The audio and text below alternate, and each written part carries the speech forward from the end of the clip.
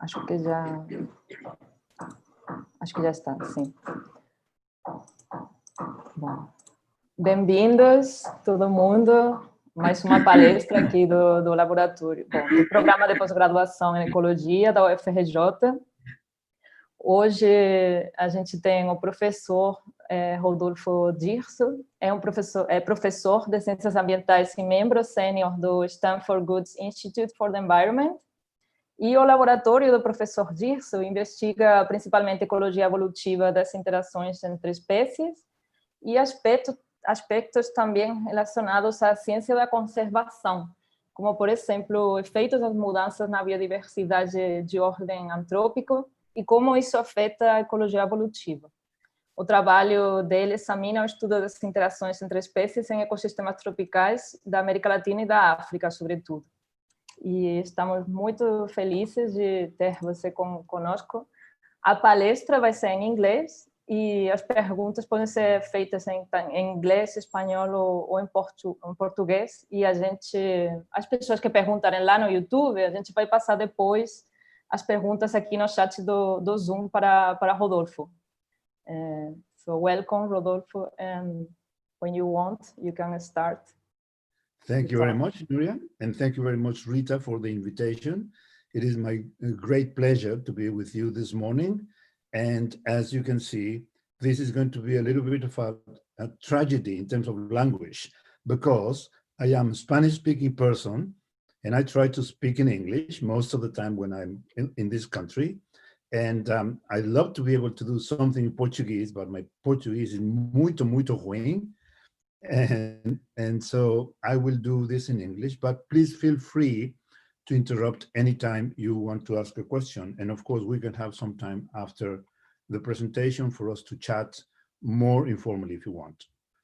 So I'm going to try to do a hybrid today between ecology, biodiversity, and the relationships of those things with disease. But it's not going to be exclusively on zoonotic disease problems, because I wanted to share with you some of the ecology underlying the risks of disease, and particularly in terms of what is happening today with the biodiversity of the planet. Let me start by this seemingly complicated, but in fact it's a very simple graph that I wanted to share with you. So you have here what is known as the Phanerozoic, right? This is the sort of English word for the Phanerozoical. As you will recall, the Phanerozoic is the period when life began to be very prominent on the planet, and that started about 550 million years ago, roughly here. And this is interesting, actually, because before that, you go back 4 billion years ago, when life was already on the planet, but it was very quiet, very dormant, very simple in many different ways, taxonomically and diversification of life forms and so on. But for reasons that we don't quite understand yet, about 550 million years ago, life sort of went crazy and began to explode dramatically, to the point, really, that some scientists thought at the time, some decades ago, that life actually had started 550 million years ago in the Phanerozoic, because this is when the fossil record began to make it evident that it was a very exuberant explosion of life. So the Phanerozoic name actually means the beginning of life, but in fact, as you know, life began much earlier. But the point is that since 550 million years ago, the diversification of the planet, as shown by this red line here, this trend line here, went increasing dramatically, as you can see, particularly over the last few million years ago. So this trend line indicates the trend of diversification of life on the planet as reflected by the thousands of genera, mostly of marine animals, as you could imagine.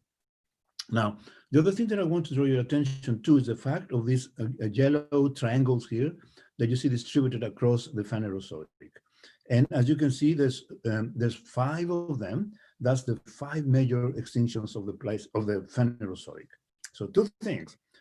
Despite these extinctions, these major extinctions, life has been very relentless and has been able to come back, despite the fact that in some points, for example, here in the Permian, about 80 to 90% of all life that we can infer was present there actually disappeared. So life can come back despite these major extinction processes. And of course, the two extinctions, which are the most sexy ones, are that those of the Mesozoic, of the end of the Cretaceous, when the dinosaurs disappeared. That's a very sexy extinction. Everybody knows about that. And also the most recent one in the Pleistocene, right? Now, those extinctions have been very significant in the sense that they have had major loss of species and genera and even families, despite the fact that there was another one that was really very critical in the Permian. Now, let's talk a little bit about the two most sexy extinctions. One of them, as I said, is dinosaurs. And of course, we don't have to spend much time on it. Everybody knows about that. But the other one, the one of the Pleistocene, actually eliminated all of these fantastic megafauna that we used to have present on the planet, particularly on these parts of the planet, where in the case of my country, in Mexico, we have very good evidence of all of this amazing megafauna present there. Now, this fantastic megafauna disappeared. And still a little bit of controversy as to why it disappeared, but there's no question that this element here, Homo sapiens, us, had a significant role on it. The most common argumentation is that there was a combination of the three ill things. So there was, this is the Czech hypothesis, meaning chill, low temperatures, ill, probably some disease, and kill, humans, right? Whatever the relative importance of these three, there is no question that we Homo sapiens were involved in this major, dramatic extinction that took place in the Pleistocene, finished about 10,000 years ago. So that was a major pulse of extinction in the past. Now, one important salient aspect of those processes of extinction in the past have been an increased, a marked situation of size decrease in the overall community of animals. And that has happened, as I showed you, in the Pleistocene defaunation, where the big and large animals disappeared and only the small ones remained. That is also now very evident that has happened in the Quaternary. And I recommend for you to read this amazing paper by Smith. It is fantastic in the sense of showing that even much earlier in the Quaternary, human impact created this process of defaunation, and also with a decrease in size. And of course, even further back in the Mesozoic, there was defaunation, and again, overall size has been declining. That's a very characteristic aspect of the defaunation processes. Defaunation meaning the loss of animal life, right? So we can say that defaunation processes or extinction or biological extinction processes in the case of animals that we call defaunation has this characteristic. And to put it in Portuguese, the pequenização efeito, right? Efeito de pequenização, a reduction on the size of the community. But that doesn't mean that the average size of the animals per se reduces. This is not the case. What happens is that the medium and large animals disappear, and what is left is only the small animals. So the pequenização, the efeito de pequenização, is not a reduction of the body size of the animals per se, the species, but the loss of the medium and large species makes that the average of the median size of the community in terms of the weight is significantly reduced. This is going to be very important for a discussion later on, this efeito de pequenização. Okay, all right. So with that thing happening in the Pleistocene, we lost these big animals. What is it that we have today? And of course, you know exactly what is it that we have today. If you are in the old world, you will have big species, and the biggest species remaining are going to be these kinds of animals, right? We call them gigantic nowadays, but remember that used to be even larger animals. But we have left now these big animals present in the old world, such as the elephants, and really beautiful, charismatic animals, as you can see. This guy here, very charismatic. Not this guy here, not charismatic at all. or these beautiful animals that, although sometimes they don't give you a nice face, as you can see here. And if you move on to this continent, then our large megafauna is essentially animals as big as these guys or these guys, right? So we have really seen a dramatic effect of pequeñização today, and we suspect that this is something that is happening as we speak as well. Okay, now let me give you this horrible picture, unfortunately, but I think is important, or at least is very representative of what is happening with animal life today. So here's the biomass of wildlife 10,000 years ago, just at the when the extinction of the big animals had taken place at the end of the Pleistocene. There was about 300 million tons of animal weight, animal biomass in the Pleistocene. Those 300 million tons was mostly, as you can see, W, which means wildlife. So most of the animal biomass at the end of the Pleistocene was wildlife. There's a tiny little section here that you might see on top of this graph, on top of this bar, which represents the human biomass, relatively small. Fast forward, move forward to the year 1900, and you see roughly the same total biomass, 300, but now the distribution is very different. So H, which is humans, is very significantly increased. Now wildlife has dramatically been reduced, but now there's another thing that appears here, domesticated animals. So our domestication of the animals began to increase to the point of representing this very significant fraction of the biomass at that time. Now, fast forward even further to now, say 2015, and now you see two very dramatic things in this bar. One is the total biomass has increased brutally, right, dramatically to 1850 million tons. But in addition to that quantitative aspect, there's another very significant qualitative aspect. The most dramatic thing, well, I mean, actually three very dramatic things. One is the increase of human biomass. Now it is all of this fraction here. Second is the dramatic increase of the domesticated biomass, right? This is the meat that we eat in your feijoadas and chile con carne and all of those things. And then the other thing that you see is the tremendous, almost complete obliteration of the wildlife here.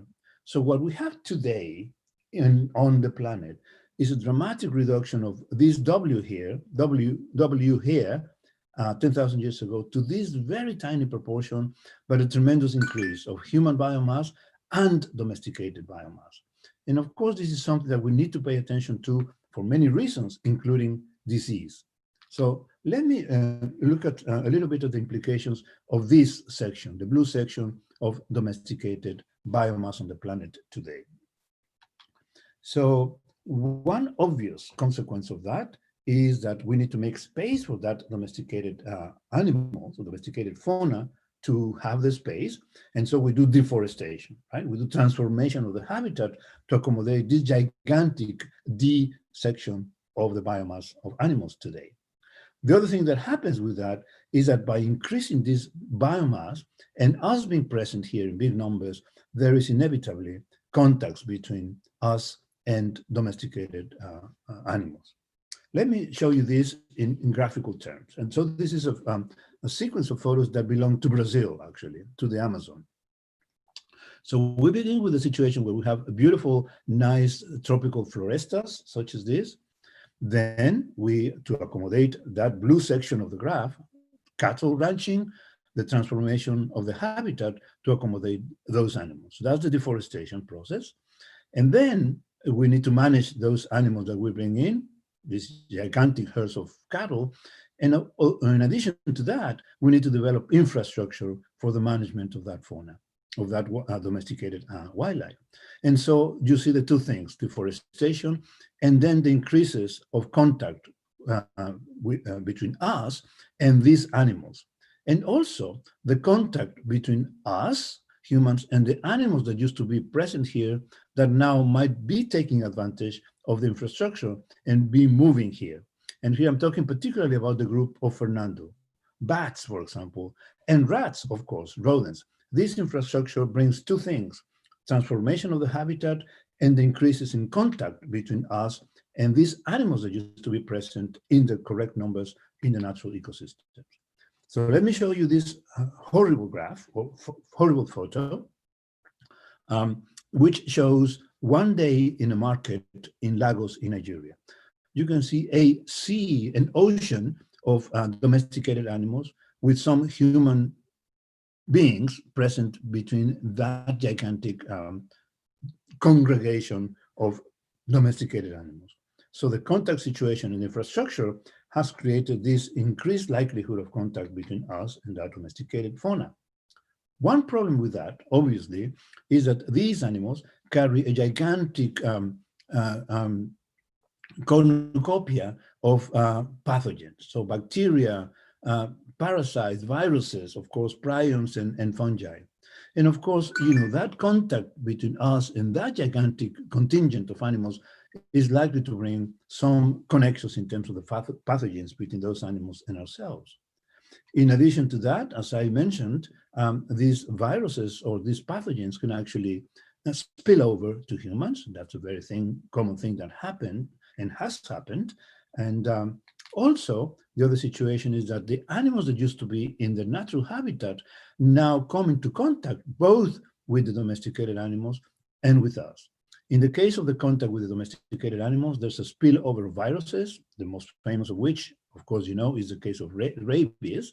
And of course, there's a spillover of some of these on to humans. And of course, as well, the direct interaction between these and Homo sapienses and the risks of transmission of pathogens. So the transformation of the habitat and the increase of domesticated fauna is a direct element that puts us into the risk of contact. And of course, the contact with these animals, both wildlife and domesticated, brings up a situation of risks of zoonotic diseases.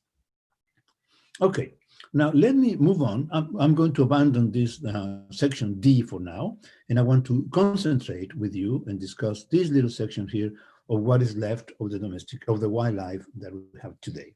I would like to invite you to review with me the implications of that really very quickly. So that reduction, I call it, we in our lab call it defaunation, which means the loss of animal life. And there are four major drivers of defaunation, and those are indicated here. One, of course, is direct exploitation, hunting, illegal trading, those kinds of things. Second one is land use change, as you saw, the transformation of the habitat from being a continuous forest to a very fragmented and reduced forest, with the consequences that we just saw. But there's also the situation of invasive taxa, particularly now critical, the taxa which are pathogens of these zoonotic diseases, such as the case of these bats that you see here suffering this syndrome of disease.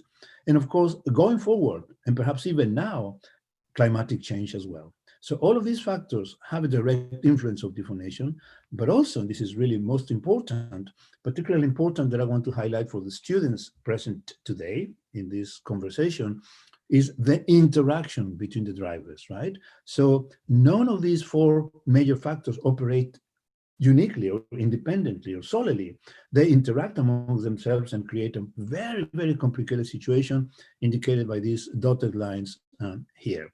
So guys, in this graduate program, if you want to be famous ecologists and conservation scientists, one agenda that you can cultivate is to look at the interactions of the drivers and how that affects biodiversity, for example, animal life. Okay, now let me just very briefly touch on this case of direct exploitation because of its connections with human disease. So one thing that happens with direct exploitation, such as hunting and illegal trading, is that, of course, we come into contact with wildlife. You can see it in this picture here, but also you can see it in some other more dramatic pictures, such as this one.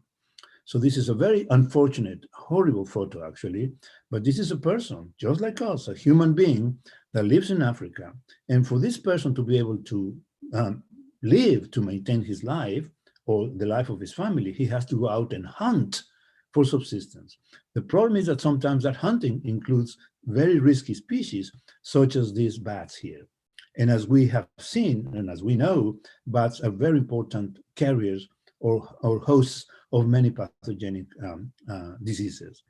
So it's very unfortunate that, at this time and age, we have some members of the human population that have to go into these kinds of activities, putting themselves into this dramatic risk of zoonotic infections.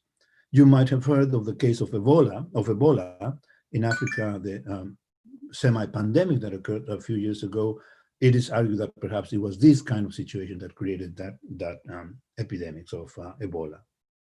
Okay, the other thing that has to do with the direct influence of humans in terms of causing defaunation is this horrendous business of illegal trading, trafficking of wildlife.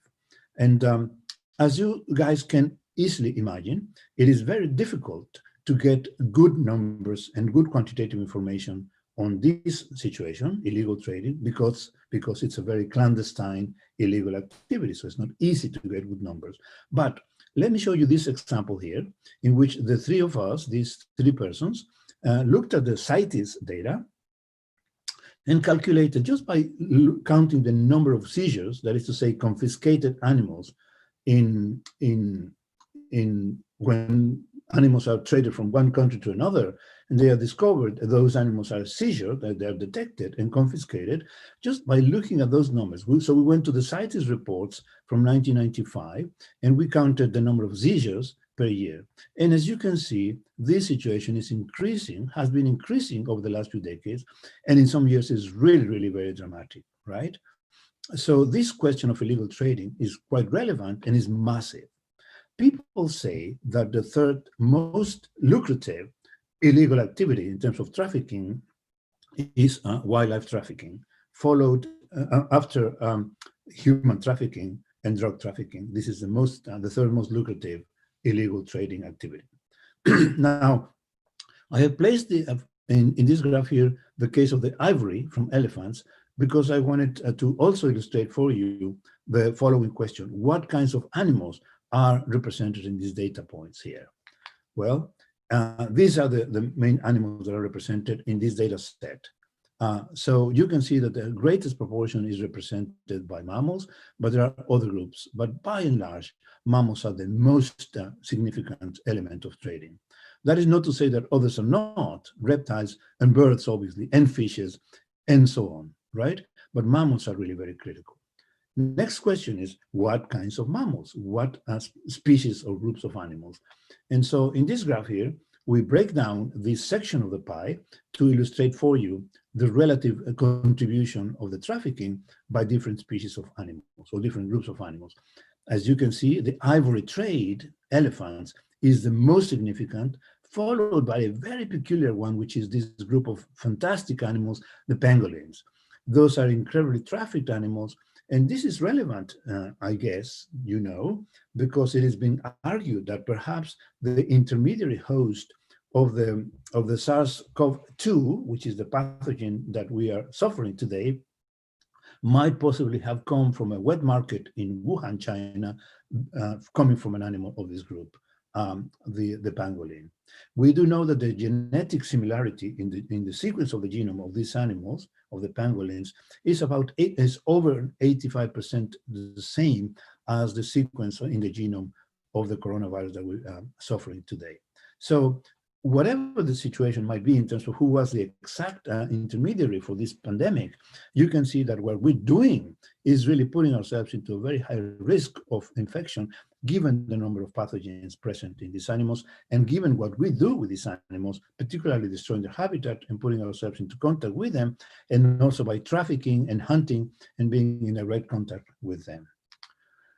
Okay, now, I have been talking about biological extinction, but I want to make sure that we understand this particular situation about extinction, particularly from the point of view of defaunation. So one aspect of extinction is the global extinction of a species from the face of the earth, which is, the species that have disappeared that we no longer have on the planet. That is very important, obviously, but to me is not the most important extinction process, because what is really happening very dramatically is the extinction of populations. So before we disappear one species from the planet, there is a long process of decline in the abundance of species, the contraction of the geographic range of distribution of the species, and of course, with that comes the extinction of the populations. This is really, to me, the critical problem of biological extinction. Let me see if I can illustrate that with some slides for you. So here you have in this graph, this index of abundance. This is a live planet index, something that I will be happy to discuss with you if you want to. But it's a metric that has been used now very actively by scientists to estimate changes in the relative abundance of species through time. So here you have the case of vertebrates over the last 4 decades, from 1970 to about today, roughly. And as you can see, this gray line represents the decline in abundance of the species, vertebrates. And this is a very large sample size, as you can see. We examined 14,000 populations of over 3,000 species. So this is a decline of about 25% globally. If you break it down into geographic regions, and we look at what is interesting for us, which is the tropical ecosystems, that trend of decline is even stronger. It's about 50% of the abundance of the species has been declining to that degree over the last few decades. So the species are still present somewhere, but the populations are declining in abundance very dramatically. This situation is even more dramatic in some particular species, many of which are really very important, or at least very charismatic or very appreciated by humans, such as the ones that you see here. Those species are going in a clear trend of collapse, as you can see there. But my point is, decline is a very critical issue. And of course, when you have decline of the species at a particular location, if that decline is so dramatic that the population at that level disappears, then you begin to see the next phase, which is the geographic contraction of the distribution. So in this slide, I show you three fantastic animals, the elephant, the hippo, and the rhino. And in blue, in the maps underneath, you can see what used to be the geographic distribution of these species, and these species. Now, what is left today is this red polygon that you see here in these 3 graphs. What does that imply? It implies that at many local levels, the species have been declining, the populations have been declining, and then they disappear from different locations to the point that although the species are still present, they are not extinct, but the populations have been dramatically being reduced in these locations. So the extinctions of populations is, to me, I want to insist, the most dramatic problem of defaunation today. Let me illustrate that with specific numbers in the case of mammals. So in this paper, these 3 crazy guys came up with this estimate. We looked at the populations of mammals in terms of their declines and their geographic contraction.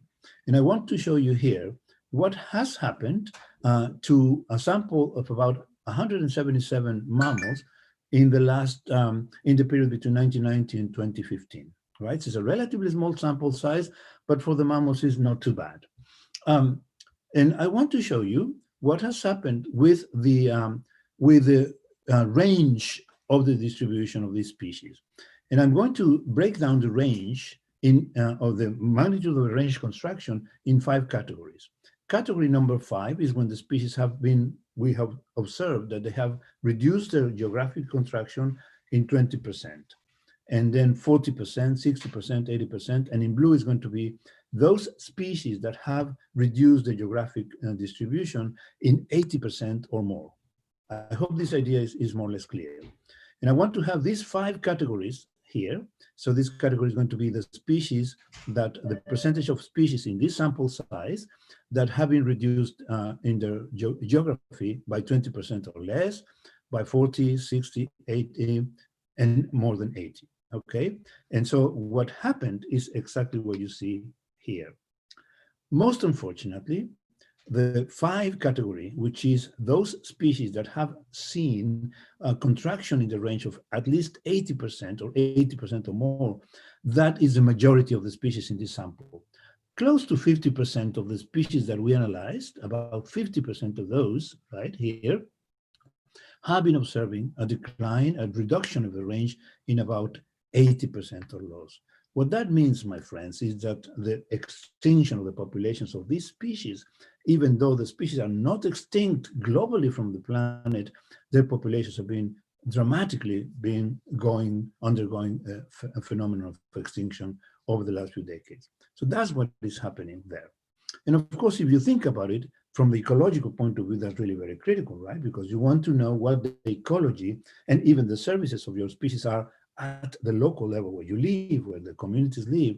And you can see that this is a dramatic loss in terms of the populations and what they do in the local particular locations. Now, the next question is, are all the species of animals equally susceptible to defaunation? Are all the species randomly eliminated or randomly impacted by these activities that we have reviewed? The answer, as you can easily imagine, is no. This is not a random, this is not a homogeneous process. It has to do with a number of things. One of them, very important one, is life history, particularly body size. So body size encapsulates very significantly a number of aspects of life history, and that we have discovered, we know now, is very critical in terms of the susceptibility of the species to be impacted by humans. This is essentially the argument that I started with at the beginning of the presentation. Let me show you that in terms of an analysis now at the global level. You see here 4 histograms that represent the frequency distribution of body size of the animals at different moments, going from the Pleistocene to today, right? So in the Pleistocene, as you know, and these black boxes here represent the median body size of the animals at that time. So at that time, in the Pleistocene, the median body size of the animals was really very big, as you can see here. But then we came in, as I showed you at the beginning, and we eliminated many of those large species to the point that in the next period, at the end of the Pleistocene, at the beginning of the Holocene and the Anthropocene, the median body size was dramatically reduced to this section here. And if you look today at databases such as the IUCN and break down the animal species into 2 groups, the threatened ones and the ones that are not threatened, you will see a very significant difference in body size. The species which are threatened today is this median body size, and the species which are not threatened today is they are species which are much smaller in terms of body size.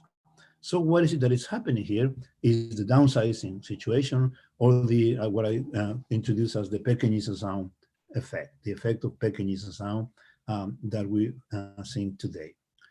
I would like to invite you to please think about this graph in longer term, in evolutionary term. This trend of reduction of body size actually represents a situation that implies a decreasing in the mean body size to what was about 50 million years ago. Remember that the other sexy extinction was that of the Cretaceous, of the Tertiary and Cretaceous, when the big dinosaurs disappeared and the body size of the animal communities declined significantly. Well, this is exactly what we're repeating today in terms of the trend of reduction of biomass. We're going back in terms of body size distribution in animal communities 50 million years ago by the trends that we're creating today. Now, with this slide, I want to summarize what I hope, what I hope we have learned today about this process of loss of animal life. Number one is a process of great magnitude. We talk about many, many dramatic reductions of populations and declines. It has impacted many areas of the planet, but particularly the tropics, as we saw. And third, which is really the most important for my discussion now, is that not all animals are equally impacted. The medium and large are very much impacted, but the small animals are not so impacted. And in fact, some small animals are really benefited by our activities. And that reduction, that downsizing and selection of some animals to be doing okay versus those that are not doing okay has a very clear taxonomic signal to it, or phylogenetic signal to it, which is to say that some groups of animals, some taxonomic groups of animals, are being particularly benefited by this trend of defaunation. One of those groups is precisely the group of Rodentia, the rodents. So this process of downsizing might bring about a phenomenon of selection of some groups of animals that are doing reasonably okay, or actually doing very well in this trend of human activity. One of those groups is rodents. And of course, as you can imagine, there might be other groups of small animals that might be in that situation as well. So it is important then to connect this with disease. What are the consequences of these particular taxonomic signals with disease? So let me show you a graph that indicates a question of biodiversity within the animal kingdom and its relationship with zoonosis, with zoonotic diseases. The histogram on the left, this histogram here, represents the species richness, number of species, across the different orders of the class Mammalia, right, of the mammals. So this is the order Rodentia, this is the order Chiroptera, and so on. Two things for you to pay attention to. This section in blue represents the orders of mammals, which are the most rich in species. And of course, as you can see, and as you know, rodents and bats are the most species, the most rich in species, right? And then you see a long list of other orders that have many fewer species. Mostly of them have very few species. But these guys, particularly these two, are very, very rich in species. Now, let's move on this situation to this graph here to indicate now the relationship between the number of species, this graph here on the left, and the number of zoonotic hosts within those groups of animals.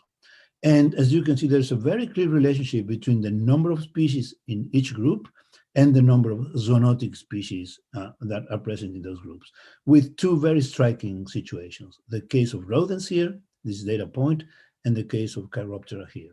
Because they're very rich in species, they're also very rich in zoonotic hosts. So many of the species in these gigantic groups of animals in terms of numbers of species, many of them logically have very many species which are zoonotic as well. So those are two critical groups of animals. I don't mean to say that the others are not important, but these two are very, very important because of this connection with species richness and host species. Furthermore, if you go beyond that, and if you look at the number of virus species present, excuse me, present in the different orders of the mammals, you can see that there's also a relationship between the number of virus species present in the orders and the number of zoonotic viruses present within those. So you see the next step of this biodiversity question. More species of, some orders of mammalians have more species, and those are going to have many more zoonotic species. The number of viruses present in those orders also is directly correlated with the number of zoonotic viruses in those species. And again, here's the rodents, here's the suid, and here's the primates, of course, and here's the bats as well. So this begins to tell us what are the key elements, excuse me, that we need to be paying attention to this question of biodiversity. So zoonosis, actually, as I'm trying to argue with you, has to do very directly with biodiversity, with species diversity, with species richness in the case of the animals on the planet today. All right, this just lets me to bring this question for you. I think that a burning question that for us ecologists and conservation scientists today is this question here. How prevalent is mammalian downsizing? Particularly, how prevalent is that increase in those groups of animals that are particularly critical in terms of their potential as these hosts of disease? Rodents being one of them, and some others. I don't have time to go into this question right now, but let me just tell you that this is a big question that we're trying to resolve in our lab today. To what extent we're having this phenomenon of rodent proliferation on the planet. Okay, now let me move on to the third and last part of my presentation today, is to go into the ecology and the consequences, the ecological consequences of this process of downsizing, this process of péquenização with increase of some groups such as rodents or some species of bats. What are the consequences of that? Well, we do know that that implies the disruption of ecological processes and also some ecosystem services. Let me very, very quickly say something about ecological processes. So this slide here represents for you a number of cases in which we have made a review of the literature indicating how these processes, seed dispersal, litter respiration, carrion removal, and so on, are affected by having low abundance or loss of animals, or having the animals in the normal abundance. And there are two that I want to draw your attention to for this discussion, and they are herbivory and seed predation, that you can see in the absence of the animals, or the big animals. This process is essentially eliminated, and also trampling, the physical effect of animals being present in an ecosystem. The reason why I wanted to mention this is because, as you know, in Brazil, many scientists have done this fantastic work on the importance of animals as seed dispersal agents, which of course is really very important. But I want to draw your attention to the fact that also these animals play other roles, such as herbivory and predation and trampling and so on. So Rita has this fantastic paper on the consequences of proliferation of monkeys in one of her sites in Brazil. And be on the lookout, because probably her paper is coming out really very soon. But I want to discuss with you animals that live on the understory and might have other ecological roles, such as trampling and herbivory and seed predation. What happens if those animals are not present in the ecosystem? Let me do one example for you. And using this particular tree, this is a palm that goes by the name of Astrocarium mexicanum, or the common name of chocho, in the understory of this site in Mexico. This is a beautiful palm present in that system.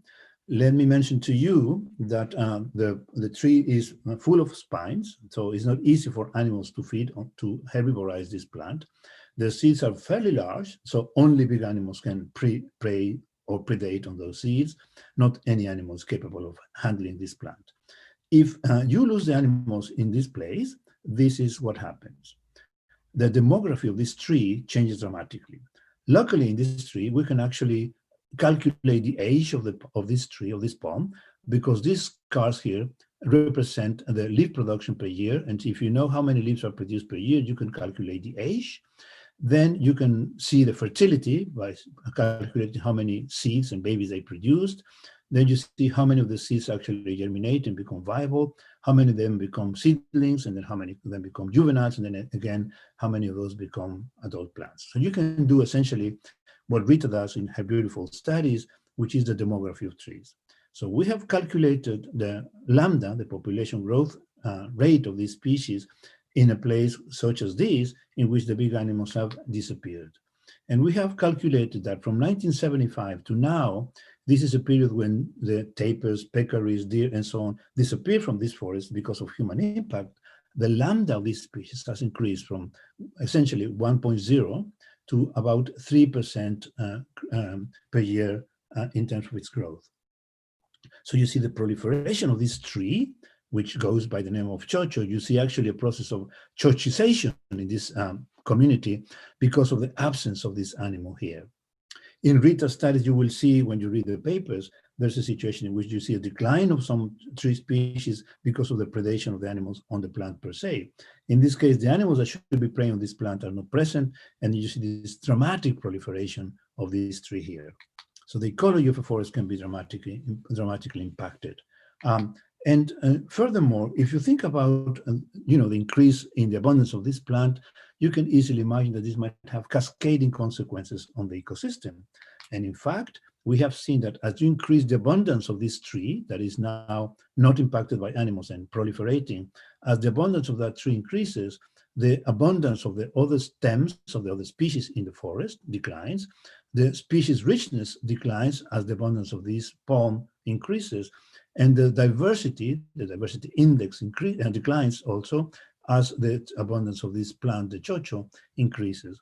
And we do know that the increase in this plant is because of the absence of the animals that should be eating, herbivorizing, and trampling on this tree. So you see tremendous ecological consequences. Ecological processes are disrupted when you have processes of defaunation, of decline of the animal species. Now, let me move on to look at the consequences in terms of ecosystem services. And of course, I'm going to be talking about disease. My preamble to that aspect is this. We do know that animals provide important ecosystem services.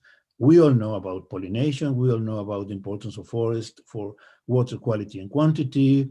In the case of Brazil, we do know, for people who are interested in money, we can see that the Amazon can be very significant in terms of the money, given the conversion into soy plantations, et cetera, et cetera. One thing that has not been explored so much is to what extent the biodiversity is important in terms of regulating disease. And so the question is disease control a service of healthy ecosystems? And by healthy, I mean ecosystems that maintain their wildlife still in good shape. More specifically, the questions are, can we establish a link between defaunation, the loss of animals, and disease risk? Or, put another way, does wildlife has the potential to regulate disease risks? So this is a question that we have been very much interested in our lab. And now let me invite you to a place where we have been exploring this question. This place is Africa, for two reasons. One is that, very unfortunately, we do know that Africa is a major defaunation hotspot, as you can see here. This is the case of the gigantic ivory trade, lots of illegal trading, with terrorists actually in charge of that. There's a lot of hunting, as we have seen. There's a lot of the effect of fencing. There's a lot of urbanization. So major defaunation in Africa, unfortunately.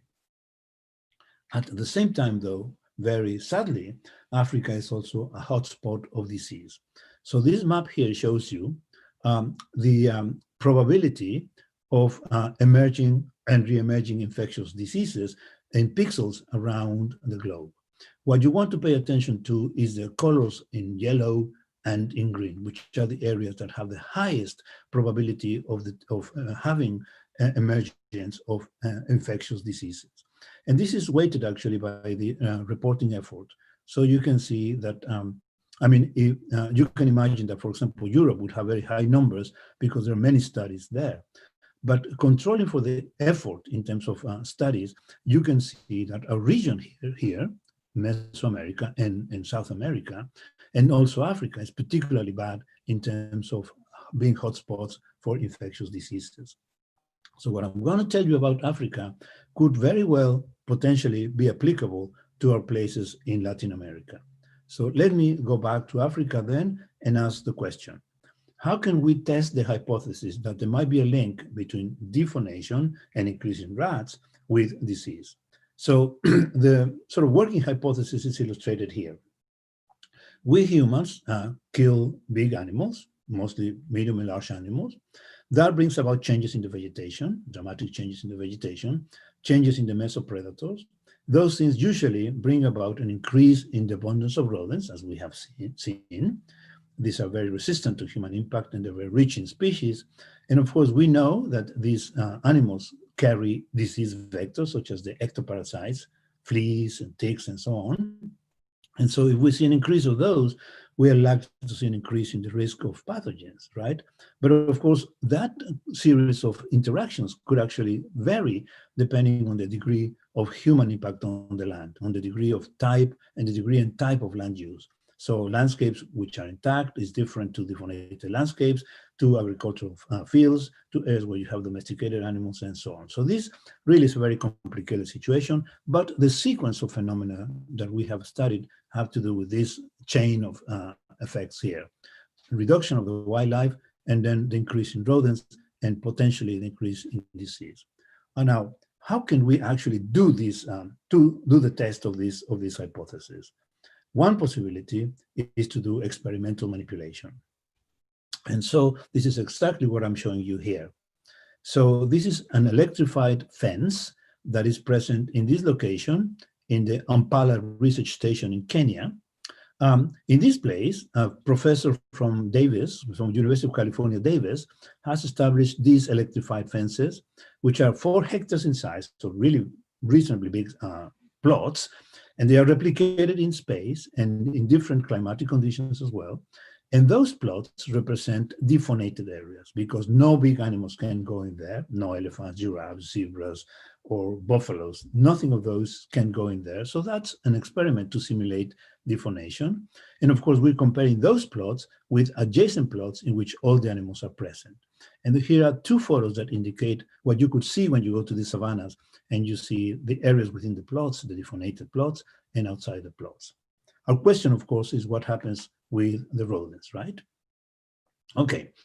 In addition to that experimental manipulation, where we in a very controlled manner, we have these protected plots, these fenced-out plots, but we also look at more realistic situations where you have a protected reserve and an area adjacent to it, which is separated by some physical barriers, such as a river or something like that, and you have an area that is not protected, right? So this is a real-life situation, not experimentally manipulated, but it's more realistic. So we're trying to combine very controlled experiments with electrified fences with much more uncontrolled but real-life situations by comparing what is happening where humans are doing all the normal activities, right? Okay, so there are two approaches to answer this question, the electrified fences and the real-life observations. As I said, our main focus of interest is the small mammals. So we have developed a trapping campaign of small mammals. And at the moment that I put together this slide, we had already collected 2,500 animals. And for each animal, we do a number of things. We obviously collect their ectoparasites here. So this is a comb, and we're combing the animal to collect all the fleas and ticks in this container here. And then, of course, we collect the blood to identify the animals and also to detect the pathogens that they may carry in the blood. We collect hair and feces for all kinds of analysis, including DNA and also isotopic analysis. And of course, we mark the animals individually. We put an earring to the animals so we can know the dynamics of these animals, and also we can see the movement in space, right? And of course, as always, participants, students in particular, are essential in all of these projects that we do in our lab, as is the case in every single lab. The students is an essential element of the work. Okay, let me show you some results of what we have discovered in terms of the numbers of small animals, rodents particularly, in the different situations. So comparing the conserved site and the protected areas, compared with the areas where we have experimentally removed, quote unquote, the animals by these electrified fences, also comparing pastoral sites where humans bring their cattle and goats and so on, which is a common thing that happens in this part of Africa, and of course, agricultural fields, okay? So we're gonna be looking at data that includes these four land use changes with animals and without animals, and with animals plus domesticated animals and cultivated areas. So really kind of a mosaic of ecological situations. These four bars here, I'm sorry that it's complicated, but it's really, the main message is really very simple. The different colors represent a different species of rodent or small mammal in the four land use types, right? Conserved, exclusionary, pastoral, and cropland. I don't know whether you can see, but you can detect a very evident thing. The numbers of species across the different types of land use and manipulation of the animals does not change very much. What changes dramatically is the relative abundance of the different species, right? So for example, this species is very typical of the conserved sites, while this species, this red here, which is this species here, is very typical of this site in abundance, right? But the composition, I mean, the diversity is pretty much the same. What changes very much is the relative abundance of the species. So that's a very important lesson that we learn. Not so much changes in species richness, but dramatic changes in the relative abundance of the species. And of course, now you want to know what is it that these animals, these different species of rodent or small mammal, carry in terms of the pathogens, right? Okay, so how do we do that? Well, what we do is we collect the blood, as I said, and we collect also the ectoparasites, and then we send those two items to this institution, the Centers for Disease Control here in the US, for them to do the molecular analysis, the sequencing, and detect what pathogens, what diseases are present in the ectoparasites and in the blood. And here's a representation of what they have found for us. I don't know to what extent you're familiar with all of these pathogens, but let me mention to you that many of them are really very nasty pathogens. So you have bacteria and viruses and all kinds of really very nasty things, Bartonellas, Leptospiras, and so on, including this guy here. I don't know whether you recognize the name. This is the bacterium responsible for the Black Death, for the plague. And of course, these guys have not finished with the screening. Probably there's many more to come in this sample of animals that we have collected, the rodents in this place. Now, the important question from the ecological perspective and from the medical perspective, obviously, is to see what is the connection between this contingent of pathogens and the changes in the abundance of the animals that carry those pathogens, that is to say, the small mammals, right? If the small mammals increase, then the chances are that these pathogens might also increase. So is there a connection between those two things? Let me show you the example of one species of pathogen, Bartonella, which causes Bartonellosis, and one of the many rodents that we have collected here, this guy by the name of Sarcostomus, right? What I want to show you is the changes in the abundance of this rat, which carries this pathogen, when you have the big animals and when you do not have the big animals. In this case, just showing you the data of the experimental exclusions. And this is the essence of the data. You see that through time, right, through time, there is some seasonality in the abundance of these animals, right? But you can see a very clear difference whether you have the big fauna present, right, which is this line here, or in the size where the big fauna is not present, in this case experimentally removed. And you can see that there's this trend of seasonality, but there's a very marked increase in the number of this rat that carries this pathogen. If that is the case, then the number of fleas that are carried by these guys also follows the same pattern, a significant increase in the abundance of fleas that carry this pathogen. But of course, you are not interested only in that connection. You want to see the number of rodents and the number of fleas that are actually precisely infected by that pathogen. And this is shown in these two panels of this graph here. So as you can see, there's an increase through time in the number of rodents that are infected with this disease in the defaunated side compared to the control side. And in the case of the ectoparasites, the fleas, a dramatic increase also in the number of infected fleas, not just the number of fleas, but the number of infected fleas and the number of infected rats. So really the prevalence of this disease is quite significant. And what this means is that if you imagine a human being, a person, moving about in this place where there's no fauna, the chances of catching or coming into contact with these guys and with these guys is basically increased by about 2 or 3 times higher compared to the normal situation if the big animals were present, right? So that's the connection. Let me finish with this last slide of data, I promise, which is this, just to show you the complication of the situation. Let me take 3 types of land use: cropland, agricultural fields, wildlife removal, and pastoral systems. And all of these are going to be compared with a control situation where we have all the big fauna present. And I want you to look, please, to 4 different diseases, actually 5 different diseases. These 5 diseases, their names are here, and how they change in the abundance of infected animals, that is to say rodents, compared to the control side, right?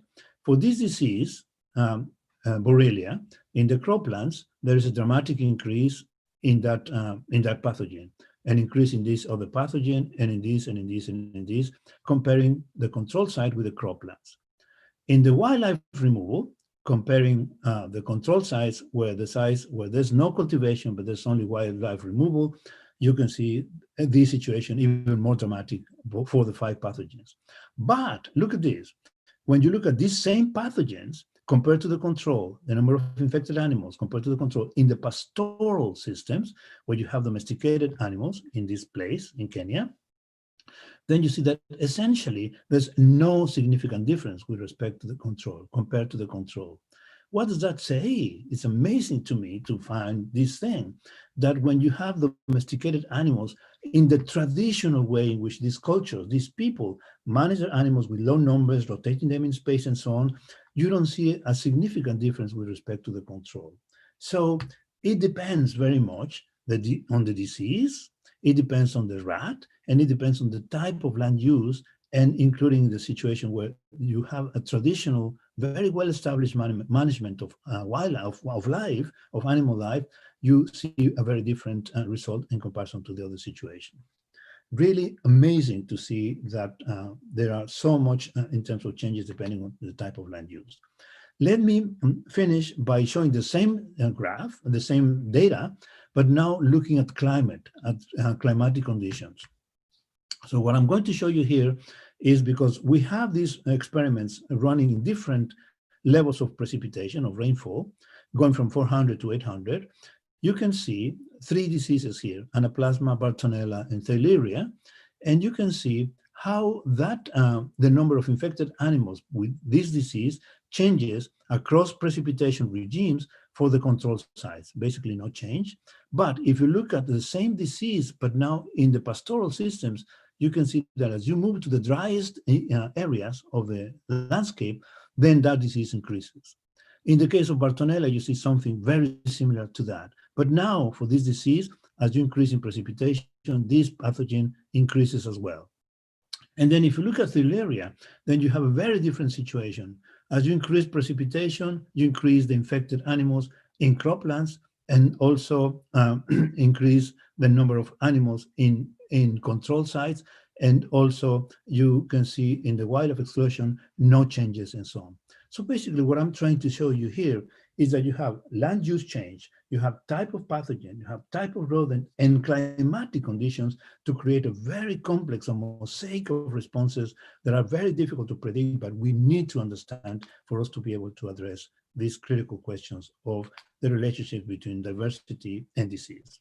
Let me move on to finish by just briefly discussing what can we do, what should we do?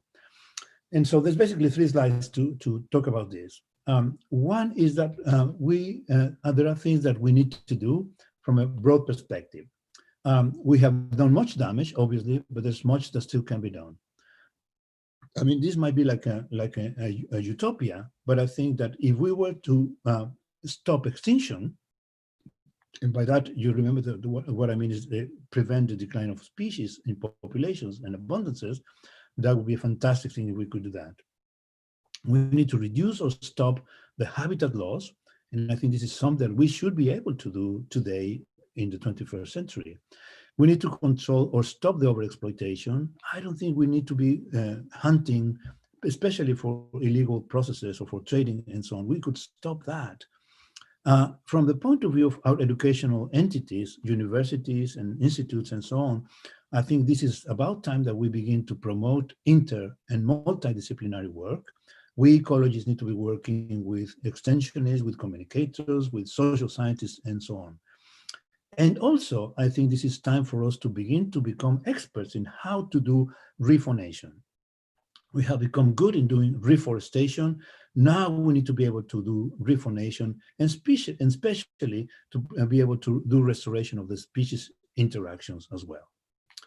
Let me show you that this is not something that I just have invented. Many people have been thinking about it, and somebody has actually done an analysis of the consequences of the things that we humans personally could do and what consequences that might have. This is a diagram of a paper that I would recommend for you to have a look at by Wins and Nicholas in 2017. So they look at a number of options that we humans could take and see what are the consequences of that, not unfortunately in terms of biodiversity, but in terms of carbon savings, which is in some way related to conservation of biodiversity.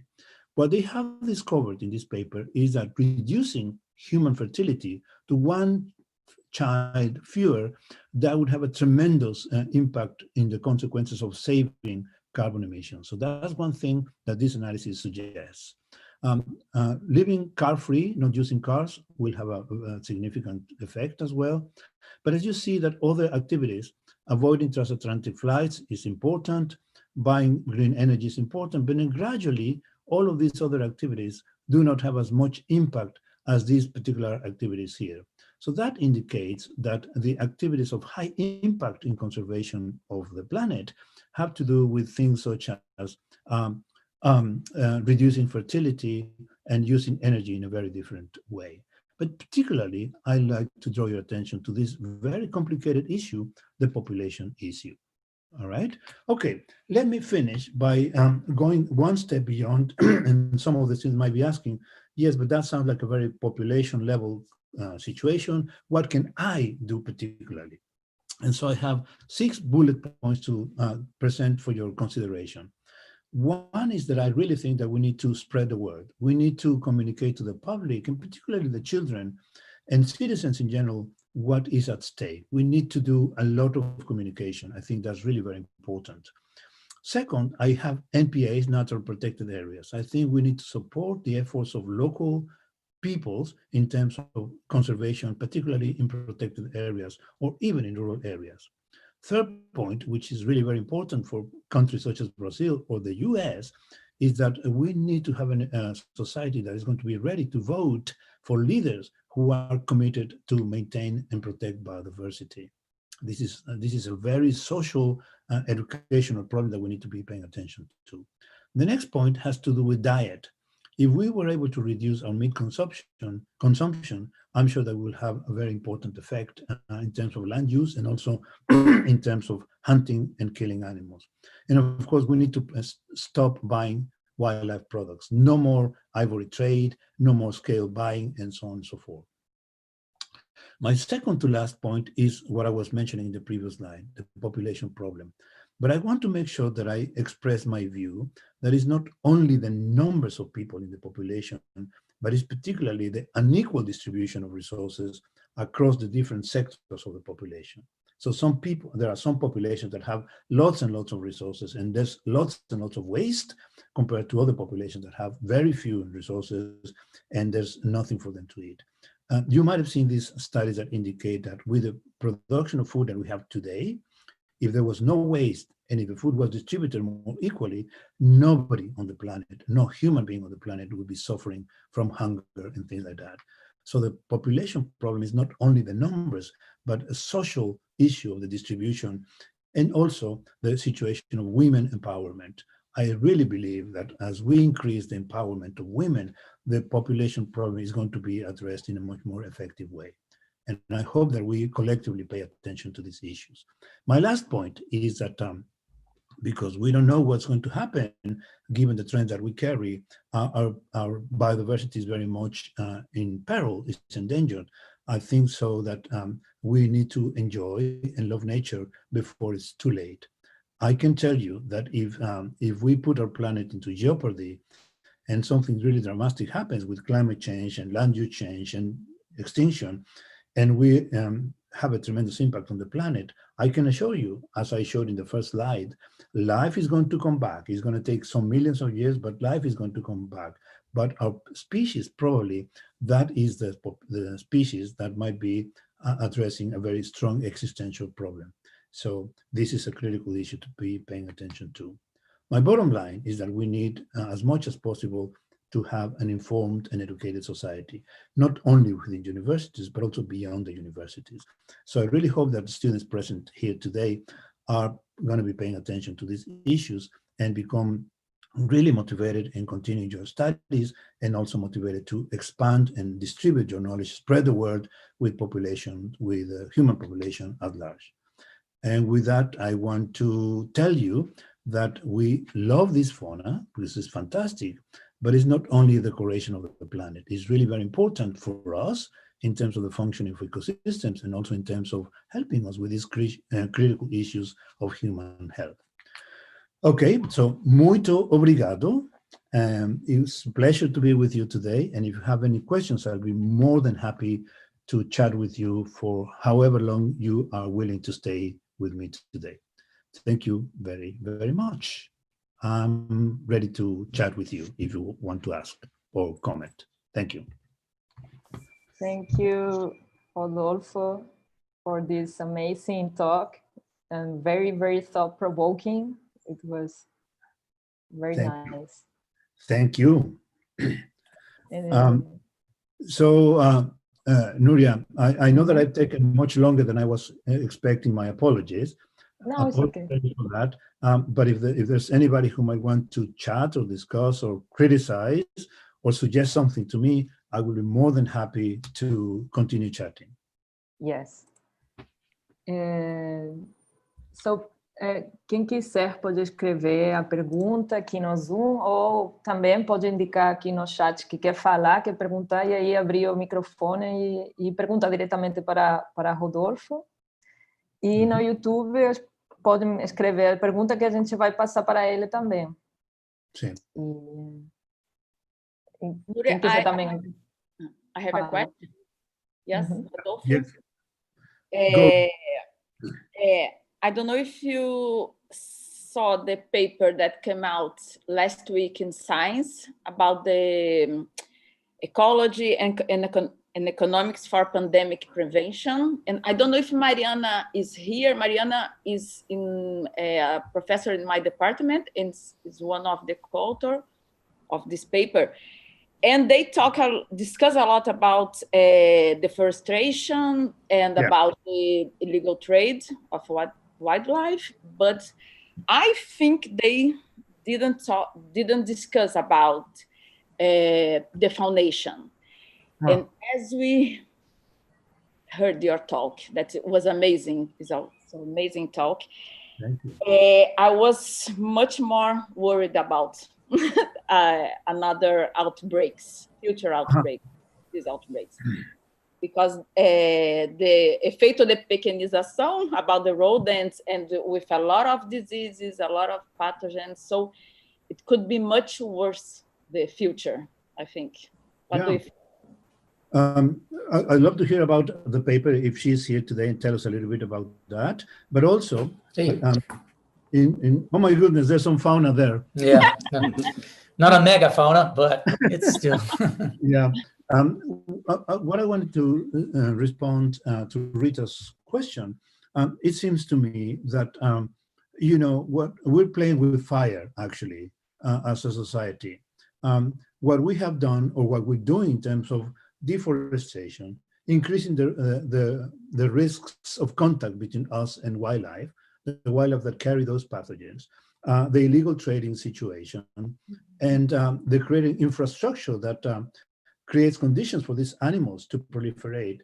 Let me emphasize, I really want to make sure that the students take my point that this is not a problem, this is not the fault of the rodents or the bats or any other animals. It's a fault of humans in terms of creating the conditions for them to expand or increase in the populations. We have removed their habitats, so they come to live in human settlements, usually in big numbers. All of these situations are creating a very drastic situation because, as you saw in those graphs, the number of zoonotic species is really, really very high. And also the groups of animals that are very rich in species have many species of potentially pathogenic organisms. So what we're doing really is playing with fire, because if we don't do something about it, sooner or later we're going to have pandemics of the nature as we have seen today. This connects with another problem that, it is amazing that even presumably or supposedly very civilized or very organized countries such as this are not prepared. We are not prepared. We were not able to deal with this contingency that came about. We have wasted a lot of our time in doing a number of other things, but the critical things that we should be paying attention to, we have not really been very careful about. So I think we are creating the conditions, we're creating the ideal conditions. Basically, we're creating, as they say in English, creating the perfect storm situation by producing all of these changes in the habitat, getting a proximity with the animals that carry diseases, and not understanding what these diseases are, what are the risks, in what conditions, and so on.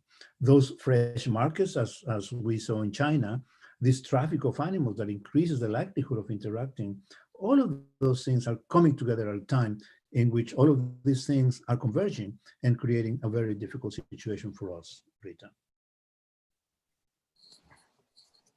Obrigado. I have a question. Please. Hi, Dirzo. This is Hi. Marcos. Oi, Marcos. Bom. Tudo bem? Ótimo. Yeah, I'm colleague of Rita here at the department. Good. Some time ago, I invited you for a grant proposal that unfortunately Didn't fly, unfortunately. Yeah, didn't fly. Yeah. So But great talk. Really interesting how you connected all these points and subjects together. Very interesting, the results in Africa about the pastoral systems and the control systems. So it seems that the pastoral systems, they are less affected by risk of spreading diseases, because in pastoral systems, they preserve part of the wildlife. Would that be the key to success, or to use land to preserve part of the wildlife or of the biodiversity in general? Yeah, but Marcos, I mean, one thing that I would like to emphasize there, we had these amazing discoveries. I was not expecting for that situation to happen. I am glad that we included into the types of land use systems in the project the pastoral sites, but in these cases, the place has the management of the wildlife is the traditional way. So you see these Maasai people, they do know how many animals per unit area. They do know how to rotate them. They do know how to allow for the cattle to combine with other wildlife or not, at what times of the year. So all of these, rests on a very strong traditional knowledge. The situation will be very, very different as that slide that I showed from Kenya, from Lagos in Nigeria, where you have this massive production of cattle with people intermingled with them. That is a very different situation. What that to me implies is that there is some sort of a compensating response by not having all the wildlife, but having some domesticated animals managed in a very traditional, and I am sure, with a lot of wisdom by these people. I mean, they don't write scientific papers for us to be informed exactly how they do it.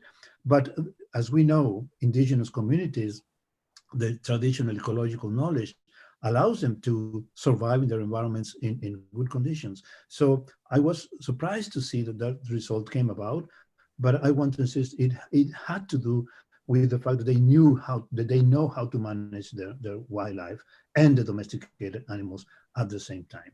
Not the industrialized, massive cattle or goat or sheep production, which would be very different situation in terms of the risks of disease. So an important connotation of your comment, Marco, has to do with the fact that we need to also understand and appreciate the traditional knowledge of the communities in their traditional environments. There's much for us to learn from them as well. Great. I have a question, Nuria. Go, Fernando. Thank you, Rodolfo, for the talk. It's really amazing to hear from you. My pleasure, as always. My question is about the term that you create, defaunation. When you create this term, defaunation, scientists and research were interested in to understand species loss, species extinction. Right.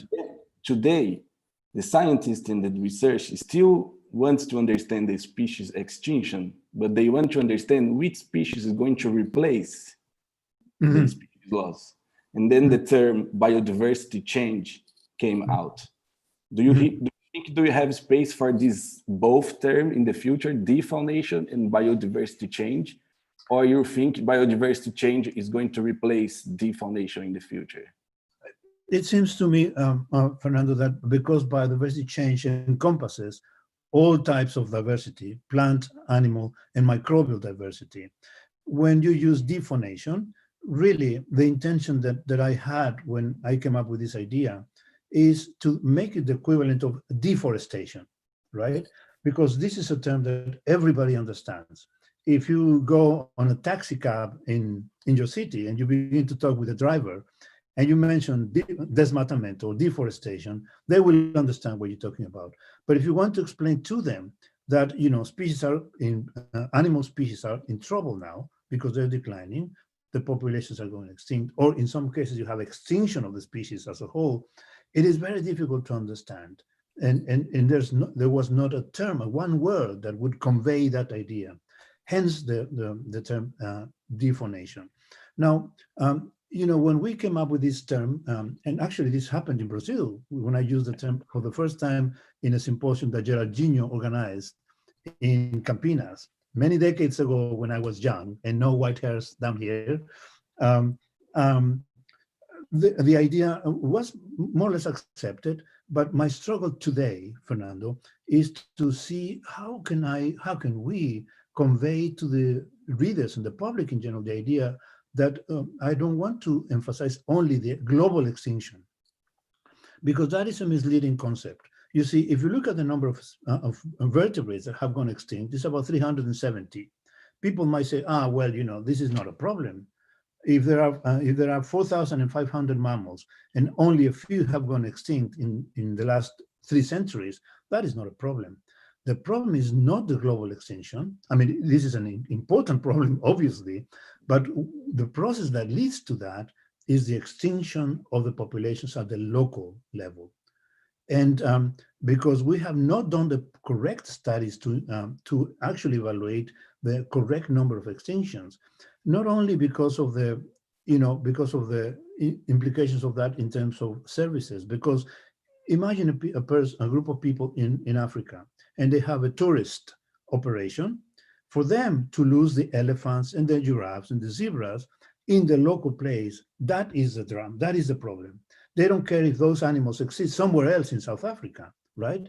But for them, losing the local populations is the critical issue. From the ecological point of view, what happens in your local place is really critical.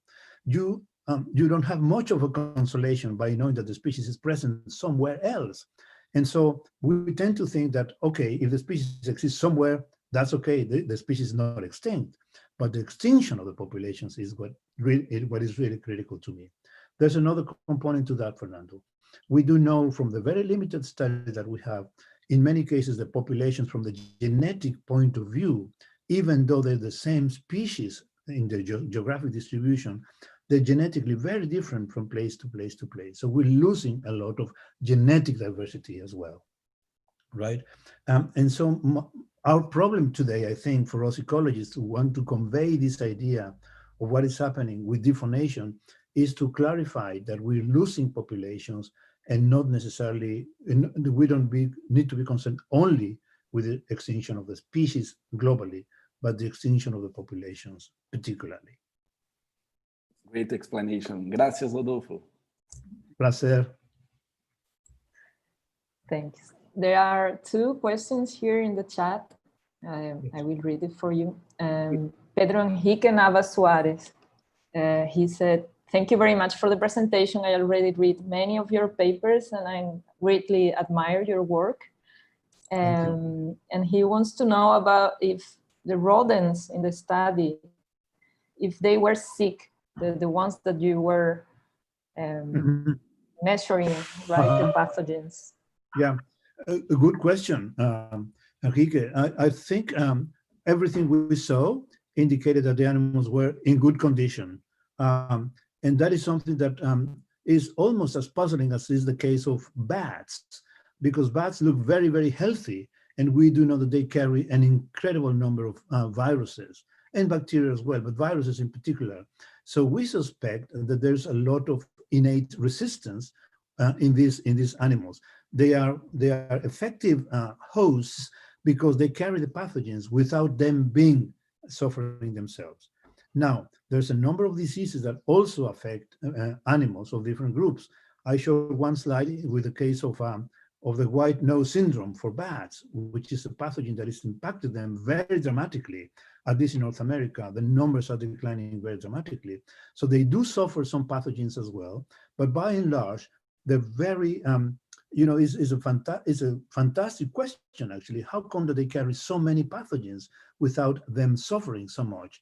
The most fascinating case is that of bats, particularly because of the gigantic number of viruses that they carry.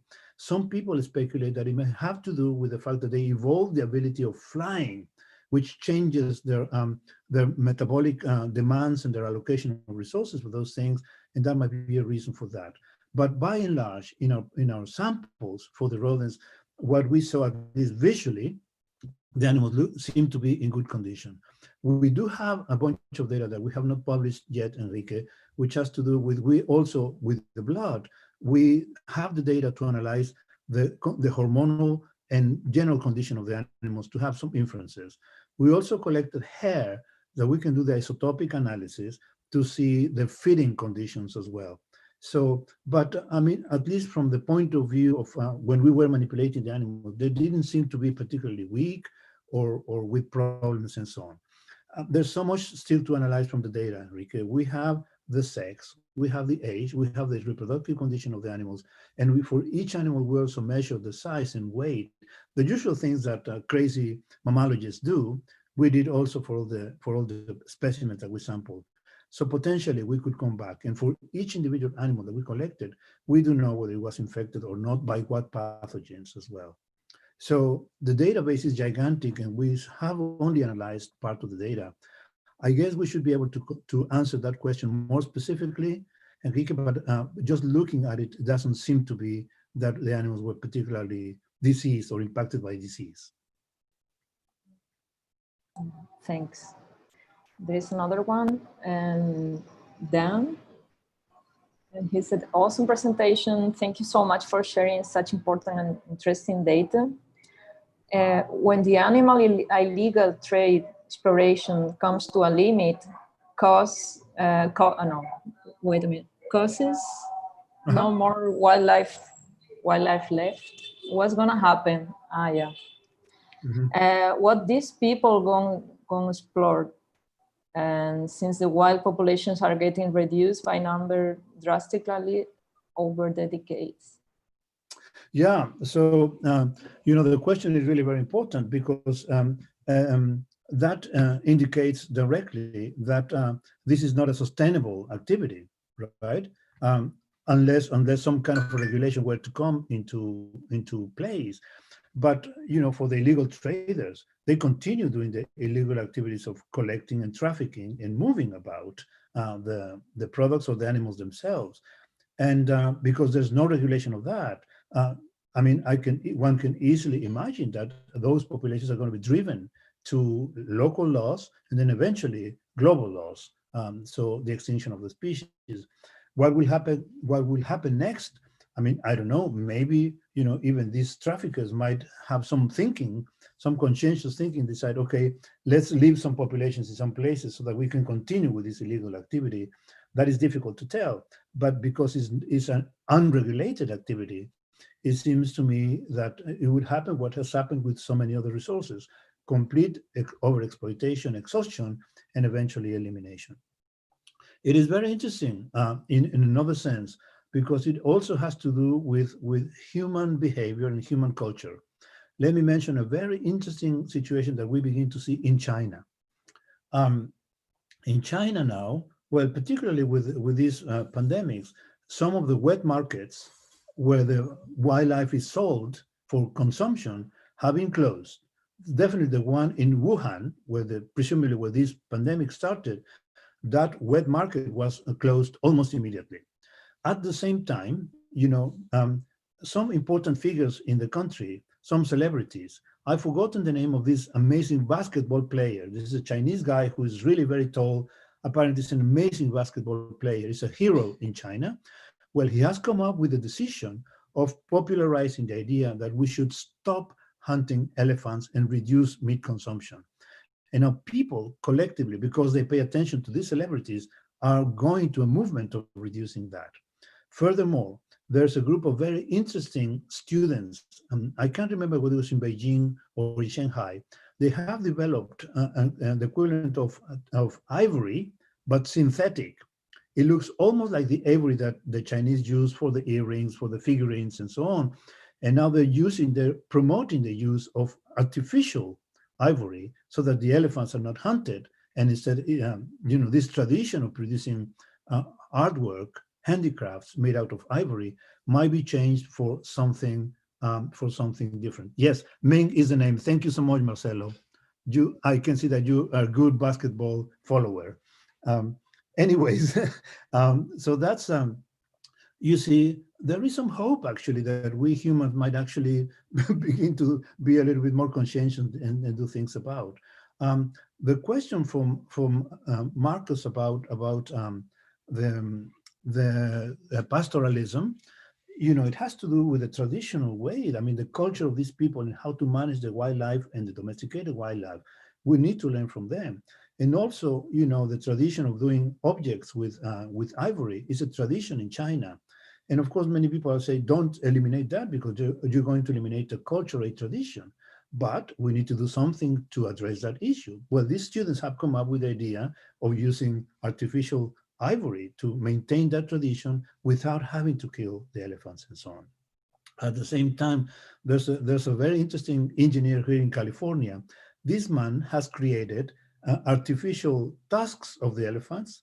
They look almost exactly the same. It's very difficult to tell that they're not real.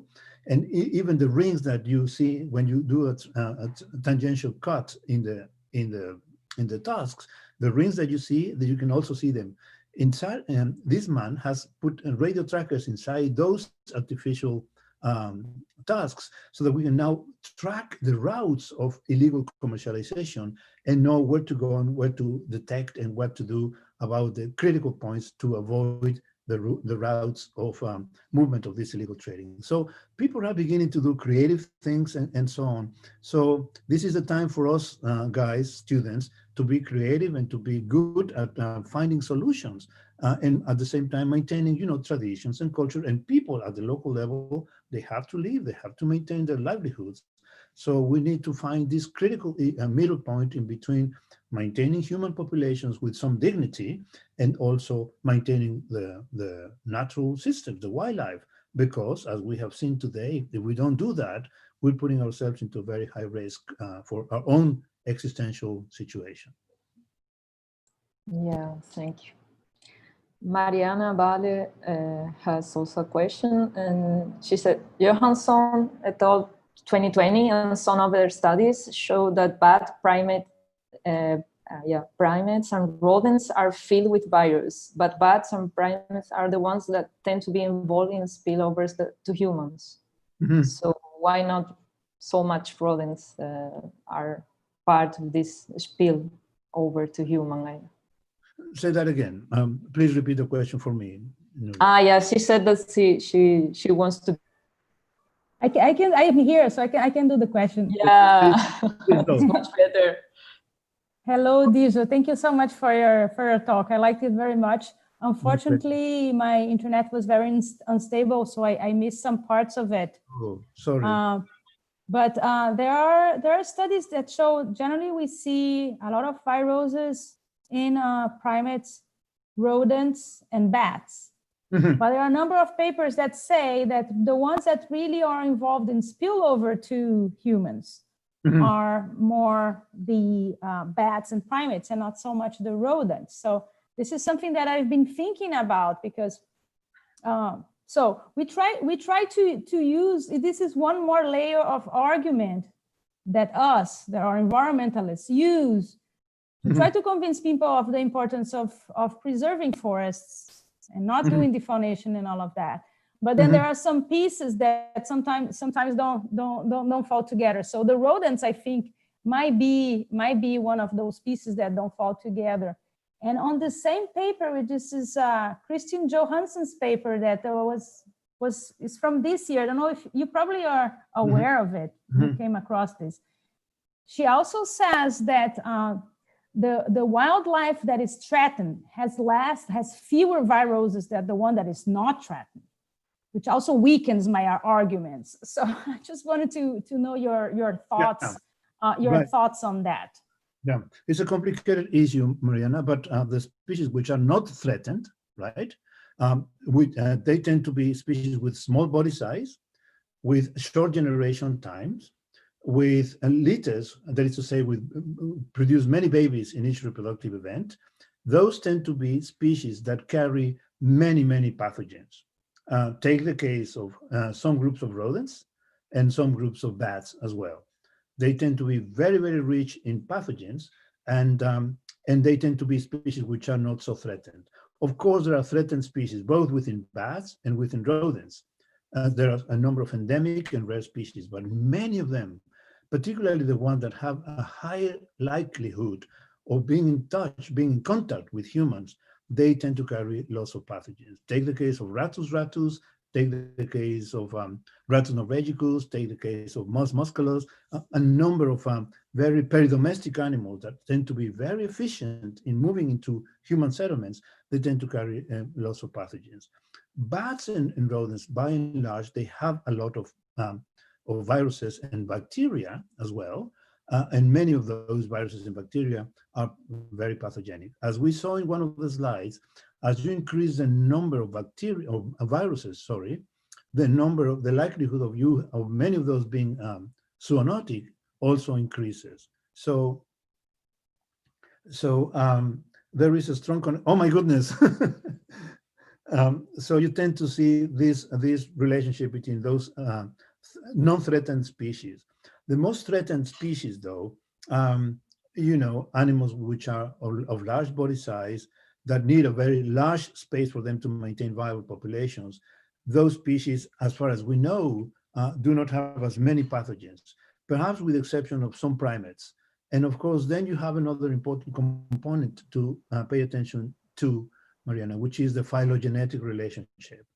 It is likely that many of the pathogens that affect other non-human primates are likely to be pathogens of relevance for us just because of the phylogenetic relationship, right? We do know that also the group of the pigs, the Suidae, they tend to have lots and lots of pathogens as well, both bacteria and viruses, and except for the domesticated species and some wildlife species, the contact with them can be very, very high as well. So it is a question of what is the animal, what is the virology and the bacteriology of the animal, what is the contingent of those pathogens that they carry, and then the social aspect or the ecological aspects of what are the likelihoods of us being in touch with them. There's a very nice set of papers actually that present this situation in terms of probabilistic elements. So the first probability that we need to resolve is the probability of getting in contact. So once that happens, what is the probability of the pathogen being able to reproduce within the human body? And that depends on a number of things, as you can imagine, physiological, epidemiological, and genetic. Then the third probability is if the pathogen is not particularly good, what are the probabilities that the pathogen will mutate once the pathogen is in the environment of the humans to create a very virulent strain, and so on and so forth. And then, of course, the social elements. How do we move across the planet? How do we pay attention or not to the distance that we need to observe when we have a pandemic such as this, and so forth. Then you move to the social aspects of that. So there's a very nice sequence of probabilities that can be worked out and eventually come to the decision as to where are the critical moments that we need to pay attention to. In my view, as an ecologist, and this is obviously a very selfish view, I think that if we were to reduce that initial probability, the probability of contact, we would save a lot of problems, because then the rest of the probabilities, which are dependent on this initial probability, are going to be much more reduced. So I would argue that we ecologists and conservation scientists have a lot to say about these risks of pandemics going forward. Yeah, I agree with you that the argument of reducing the contact is very straightforward. I'm just wondering how we can work out this argument to conserve specific groups of species, particularly the threatened species which we carry so much for. Mm-hmm. And I don't know if we can build this argument very easily or not. It would be great if we could, but maybe not. Yeah. Do you have a suggestion? No, Mariana, but the suggestion that I have is that we ecologists are not going to be able to address the problem in isolation. We need to be interacting with people from other fields as well. We need to interact with epidemiologists, and we need to interact with social scientists as well. Communication, to me, Mariana, is a very, very important issue. But if you look at your television systems in Brazil, or in Mexico, or in the US, the television spends a lot of resources and allocation to programming, which is not of direct relevance, to be quite honest. If we were to invest a lot in communication that is directed to address these critical issues and inform society and avoid all of this frenzy, at least in this country, of fake news and so on, that would be a very important situation. So the bottom line to your comment, in my opinion, is that we need to have multiple disciplines working together in conjunction. Within universities, because we're all university people, we need to make sure that this old idea of having departments of zoology and botany that they don't talk to each other, or epidemiology that don't talk to the other people, we need to address that issue as well from the educational point of view to break those barriers and really begin to think about how to work collectively, because these problems need to be looked at from a multiple perspective. Thank you. Thank you for the question. Thank you. There are two questions here from Wallace Pires. And one is, the first being, what do you think about the legalized trophy hunting in Africa? By legalized, I'm referring to certain reserves that allow the hunting of only all or sick individuals in exchange, of course, for money to maintain the reserve itself. But I would like to add to this that this not, for example, in Africa do Sul and South Africa, you have the black rhino, right, that is hunted also for money and is in endangered species, right? Yeah. So very good question. To me, this is a very difficult one because, you know, from the analytical point of view, you can do your estimates and do what Rita does to calculate the elasticities and see how can you manage a population without impacting the population growth and maintenance dramatically or the least. In some cases, this is particularly the case of South Africa, as you very well said, in which the introduction of elephants or the rescue of elephants from some locations and put them in some parks has created a major problem, because then elephants are exploding in terms of the population. And then some people have moved into the question of, in English it's called culling, that is to say, selectively killing animals to reduce the population. To me, you know, I cannot imagine me being having the nerve to actually engage in the killing of an elephant or a rhino or a wolf or a buffalo. I would not be able to do that myself, but that's kind of a personal situation. For some people, that is a solution if they do it with a very well-defined protocol based on demographic analysis of the type that Rita does. That is something that some people do. In some cases, it's even argued to be beneficial because they reduce the impact of those overabundant animals on the population as a whole. I do know, though, of many programs, even in my country, Mexico, in which that is promoted legally, formally, and actually paid for by the government for local communities of the management, and to invite, you know, people that might do the hunting of some kinds of pronghorn deer, some animals that are very charismatic. I would not do it myself, but if that is done demographically, carefully, and it leaves some important, real, tangible benefits for the local communities, and if they agree, then I guess that is a possibility that can be done. But my requisites are for them to be done properly with some structure to it in terms of the demographic knowledge, and also making sure that the local communities are benefited, not only the big tourist companies that invite hunters in safaris, kill animals, and then disappear with the head of the animal. That is my view, but there's the personal situation. I would not do it myself, even for a small animal, but I do know that some people go for that. Yeah, that's true. And the second question is, you showed a pattern of body mass being reduced over the ages. So it got me thinking, in an extreme scenario with habitat loss at peak, do you think the body mass will reduce even more, or it may be reduce individual numbers only overall? I would think that it's going to be difficult to predict that, because it depends which animals are going to be left in the lower sizes of the distribution of body weights.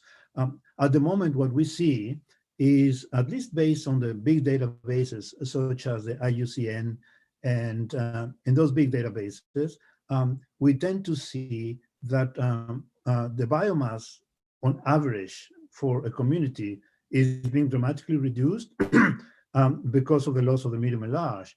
To what extent will the small animals increase in abundance such that they will compensate, and as an average body mass, not as an average, as a sum of the body mass of the small ones is going to make an equivalent body mass in total? That I suspect is not likely to happen, because there's going to be effects of density dependence that are going to operate for the small animals that if they begin to increase in large numbers, there's going to be some other factors, pathogens, competition, and then extreme climatic conditions, which are becoming very, very prominent as well. So my suspicion is that the trend is going to be to have explosions to a certain level, perhaps with big oscillations, as we have seen in many populations, and perhaps at some point, some stabilization at a very high level. But I don't think that the biomass of those small guys is going to compensate and make up for the biomass of the total population, including the different sizes of animals. That is my view, but it's a little bit of a speculation.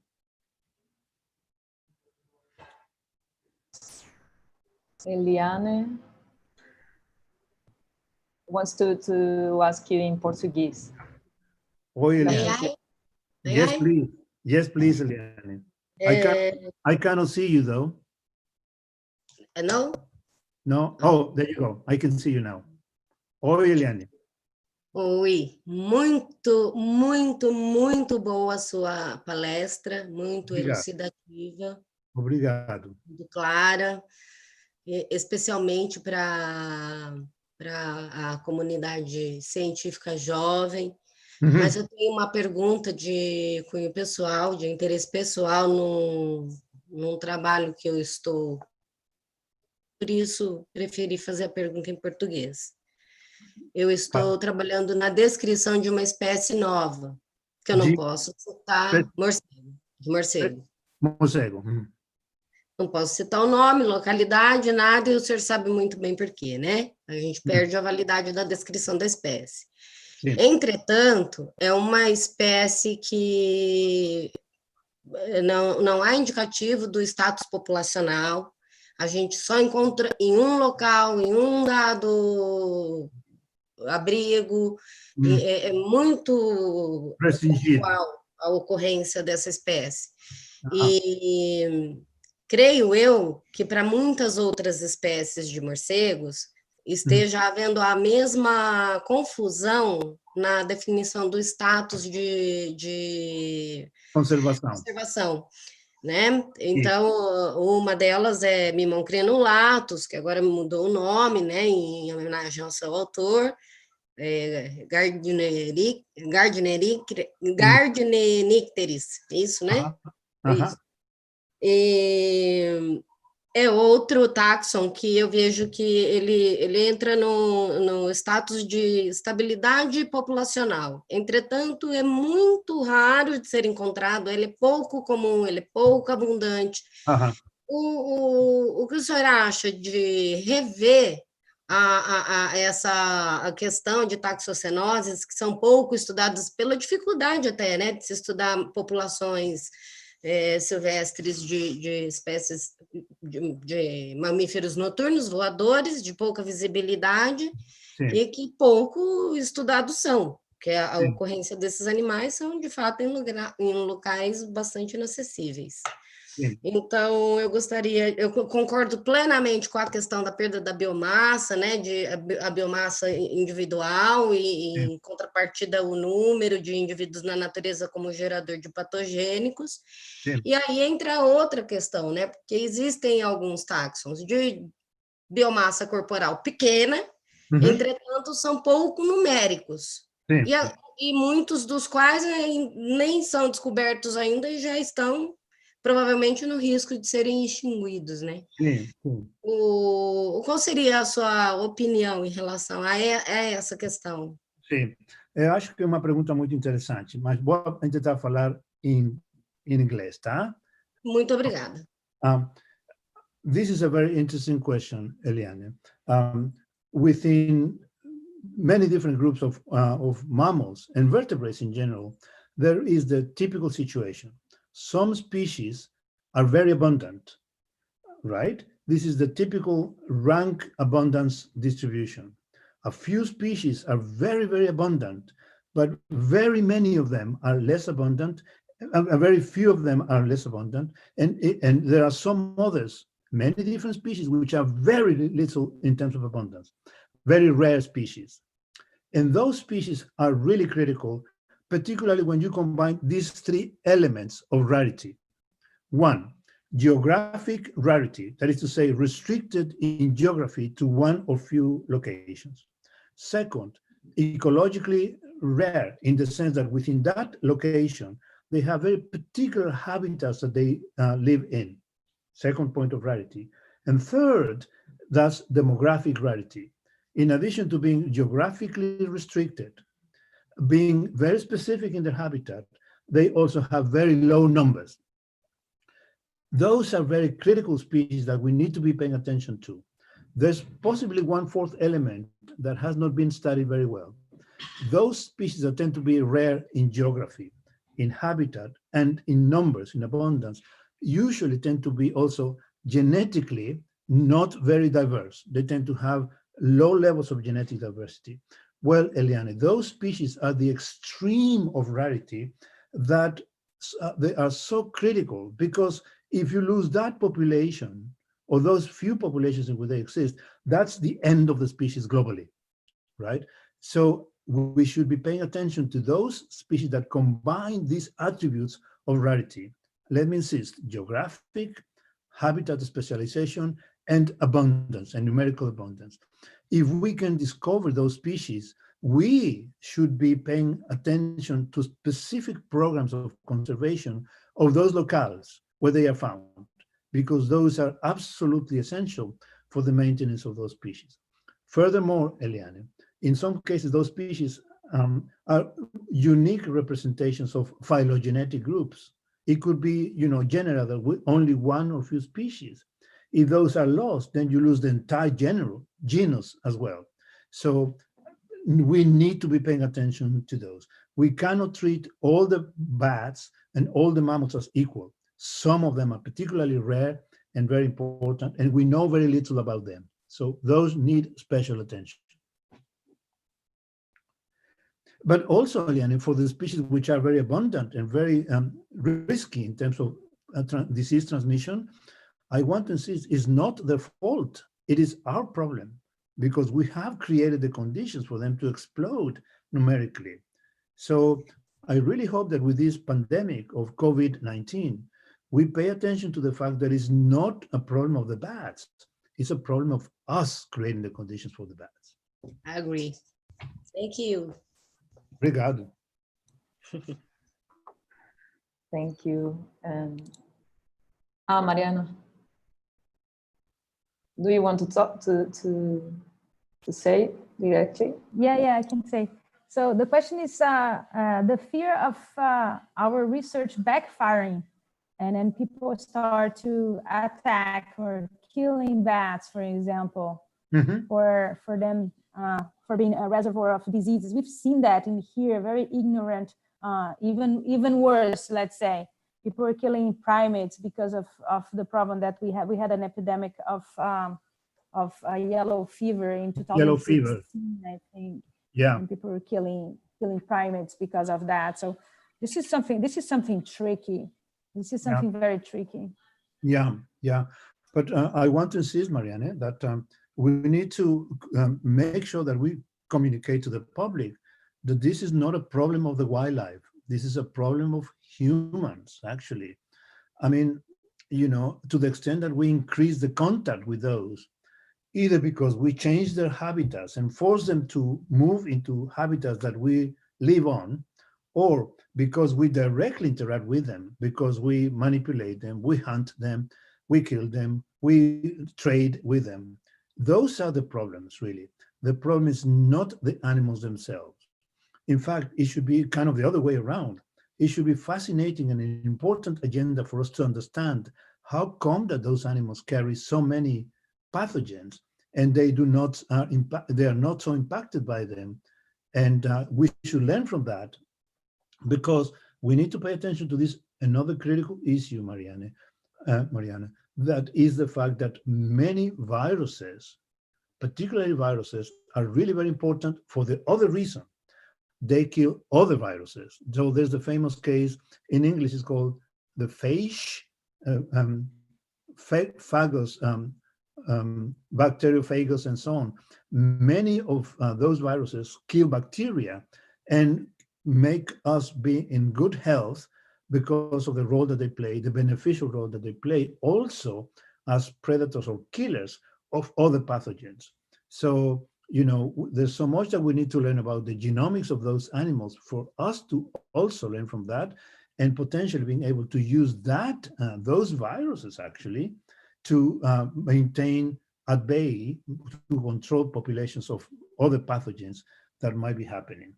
I don't really know if somebody has done the study for each species of bat that is, or rodent, who are hosts of pathogenic viruses, how many viruses they carry which are also beneficial in terms of controlling other pathogenic viruses.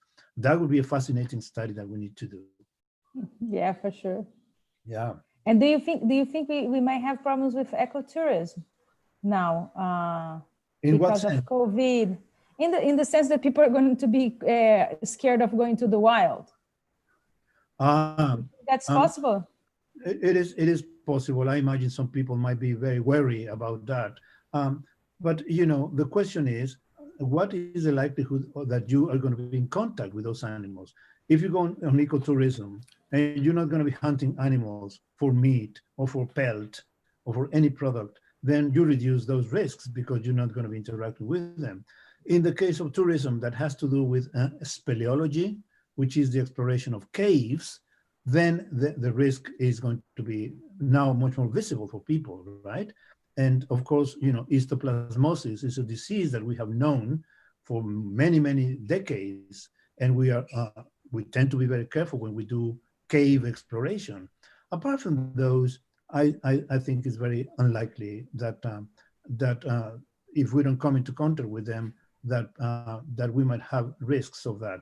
Camping can be a little bit trickier, but if you do camping and you have domesticated animals with you, then that's a risk. But if you don't bring your dogs and your cats that might be attacked by bats, then I think those risks are going to be reduced.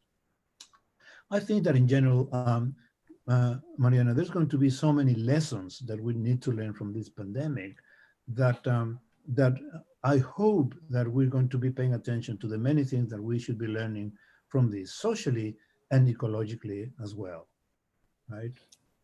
Just something I recall from what Mariana said about the yellow fever time in Rio and in Brazil.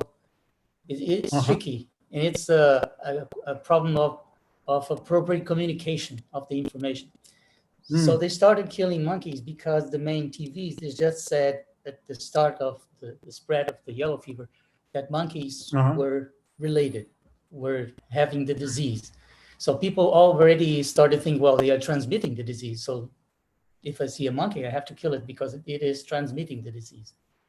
So it took some time for the TV started to say, no, they're not transmitting. No, they just have the disease, but they don't transmit. And actually they are important because they function like a sentinel or something that shows that the disease has arrived there and eventually will reach us, but they're not transmitting it.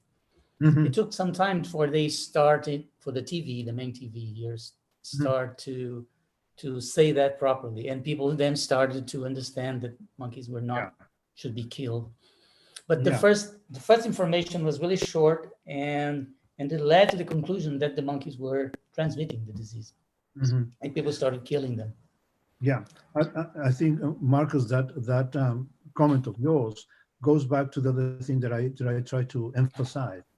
Good communication to the public beyond the scientific community is so crucial now, especially, Marcus, because today we see so much in terms of misinformation or incorrect information. To me, the most impressive case of that is the president in this country, right, who suggested that if you use the bleach for washing clothes and so on, if you drink it, you're going to be fine. Or if you take this medicine that has not been tested, you're going to be fine. I mean, when you have the leaders of the governments actually coming up with those incorrect, dramatically incorrect information, then that becomes a real problem. What we need is exactly the opposite, is to make sure that the correct information is communicated correctly to the general public for people to understand. Now, Marcus, can I ask a little bit more about the yellow fever in the monkeys? Are those monkeys likely to, or do they come in contact with humans so that that could be a risk? Because, I mean, they can carry the pathogen, but if the chances of being in contact with humans is very low, then I don't see why people should be concerned about that. We have a large urban forest here in Rio, and many places around Rio have some populations of capuchin monkeys that come in some contact with humans, especially people that live in the neighborhoods in more rural areas. So they see the monkeys every day, and now they started thinking that they could indeed get the disease from the monkeys. I am not sure, and from the epidemiologists and people that I've heard, that this risk was minimal, or was not a risk actually. Even if the capuchin monkey was there, the disease actually was spreading from human population, within the human population. Actually. I see. The epidemic was of the human population, and the monkeys are being infected by us, not the other way around. I see. Well, I remember Rita in the paper that we're trying to write together, mentioning that in some agricultural fields, monkeys can actually be important. For example, I wonder if sugar cane plantations, for example, some monkeys can be present in those environments, and then chances are that they might transmit. But I suspect that as long as the probability of humans coming into contact with monkeys is reduced, I suspect then the chances are very limited as well. That's my. But it's not reduced in Rio. We see monkeys all the time. It's not the capuchin monkeys, but the marmosets. They come into our house. The capuchin too, but less often. But 5 minutes ago, I had one right here in front of my window. The marmosets, they were dying from yellow fever as well, right? Or not? I don't remember. I think I saw some records of that. It was They're more very common. evident.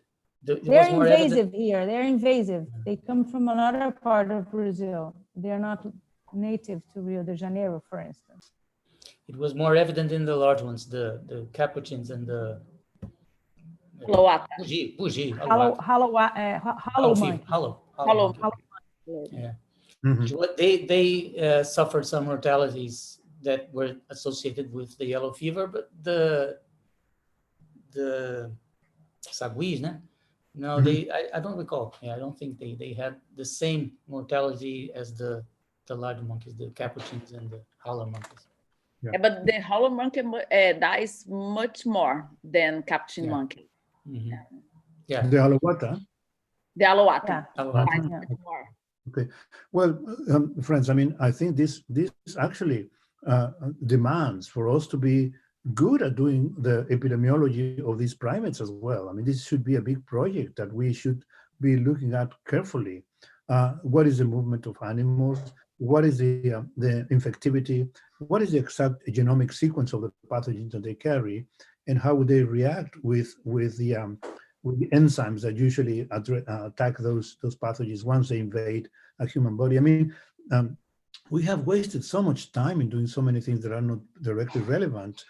And then critical issues such as these, we have not done much research on that.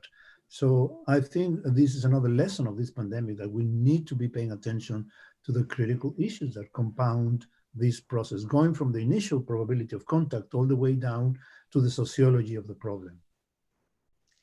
Tivemos problema sério com o trânsito humano no Pantanal, creio que começou em 2015. E até o ano passado foi bastante crítico a quantidade de animais contaminados por fluxo de pessoas por conta do ecoturismo, Mariana. E o dano ambiental para os animais é muito maior do que o que se esperava do dano em termos de adoecimento, de transmissão de doenças da natureza para o turista. O que ocorre muitas araras azuis foram necropsiadas, teve mortalidade por contaminação com herpes vírus, foi um horror de coisa. E em Bonito, no Planalto da Bodoquena, a gente tem um fluxo muito intenso de turistas na Gruta do Lago Azul e em outras tantas grutas que não são sequer legalizadas ou abertas oficialmente para o turismo. Não houve, até hoje, casos assim, endêmicos de histoplasma, e já foi isolado cepa de histoplasma capsulato e outras espécies de levedura negra, mas o risco para o humano, pelo que se observa no estado de Mato Grosso do Sul, é diminuído frente ao risco que é o humano levar o patogênico para a natureza. Okay. Nós estamos num momento, agora que está finalizando, a gente fez lá o lockdown ambiental. Justamente paramos tudo para que não houvesse uma reciclagem, né, de cepas de coronavírus no conjunto silvestre. Então, isso é uma coisa que concordo com o doutor. So in general, guys, we need to be paying attention to the zoonosis in terms of the transmission from wildlife to humans, but also we need to be paying attention to the diseases on animals as well, because as you know, they can be devastating in many species, and especially critical if that happens to occur in rare species like the one that Eliane mentioned at the beginning of her conversation. Yeah. So may I ask a question, Nuria? Yeah, we are running out of time. But it's okay. just one. Okay. Let's leave poor Dirzo stay home. Yeah. Not go home. So I don't know if you saw, there was a paper recently in Science that measured the cost of preventing pandemics from ecological action. And they showed that it's really very cheap to do it. So yeah. I was oh, the monkeys are here. Look, I don't know if you can see. Do you see the monkey? Yes, I do. Two of them. Which one is that? Which one was that?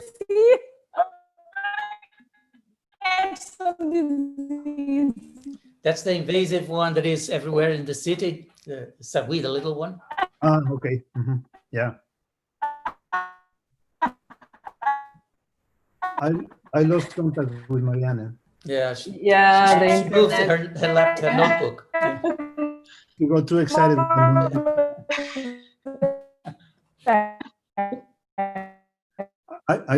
So Mariana, yeah. Nuria, I think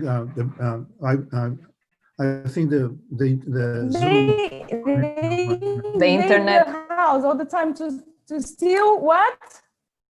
My bananas. Yeah. The more was that. And this is my dog who is protecting my bananas. So yeah, so this is the ecology of my house. Okay, fantastic. So yeah, I got excited. Yes. But so I was talking. I lost Mariana. Oh yeah, I think we miss her actually. Okay. Okay, well, what we can do is she can ask the question to you, Nuria or Rita, then you guys can send me the question. I will try and answer via email. Yeah, for sure. Yeah, so I'm going to... Tá bom. Mariana is here again. Mariana, we were thinking that your internet was... Cut? Yeah. Do you want to ask it very quick? Do we still have time? Sorry. So the paper. So the idea of the paper is that it's very cheap to have a program that deals with the major problems that we have that increase contacts of people with wildlife. So the question is, we need to have the funds to do that. So one thing that I think we should do is to focus and use this moment to build some kind of international fund to prevent pandemics from ecological action, using ecological action. One of them is to do this surveillance in we lost her again. Areas. Meaning surveillance of viruses and all of that, but it's cheap, but still for the high risk areas, which are tropical forests, is challenging. So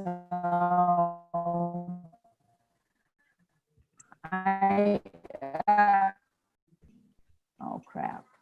Mariana, tira o vídeo para ver se fica melhor. I'm here still or not? We can't, it's very difficult to follow you, Mariana. Tenta cortar o vídeo, Mariana. Deixa só. Yeah. What we can do is I can close. Can you guys hear me? I can add up the YouTube connection. So, Rita, I believe I was able. If you can just wait a minute. Now Nuria is not working also. Rita, Yeah, now. I believe I was able to understand the question that she asked or the comment that she had. So, Nuria, can you allow me to do the sharing of the screen for one slide that addresses her question? Yeah. Can I do that? Yeah. Please let me have the chance of sharing the screen again, just for one slide that I think, if I understood correctly, this slide addresses her question.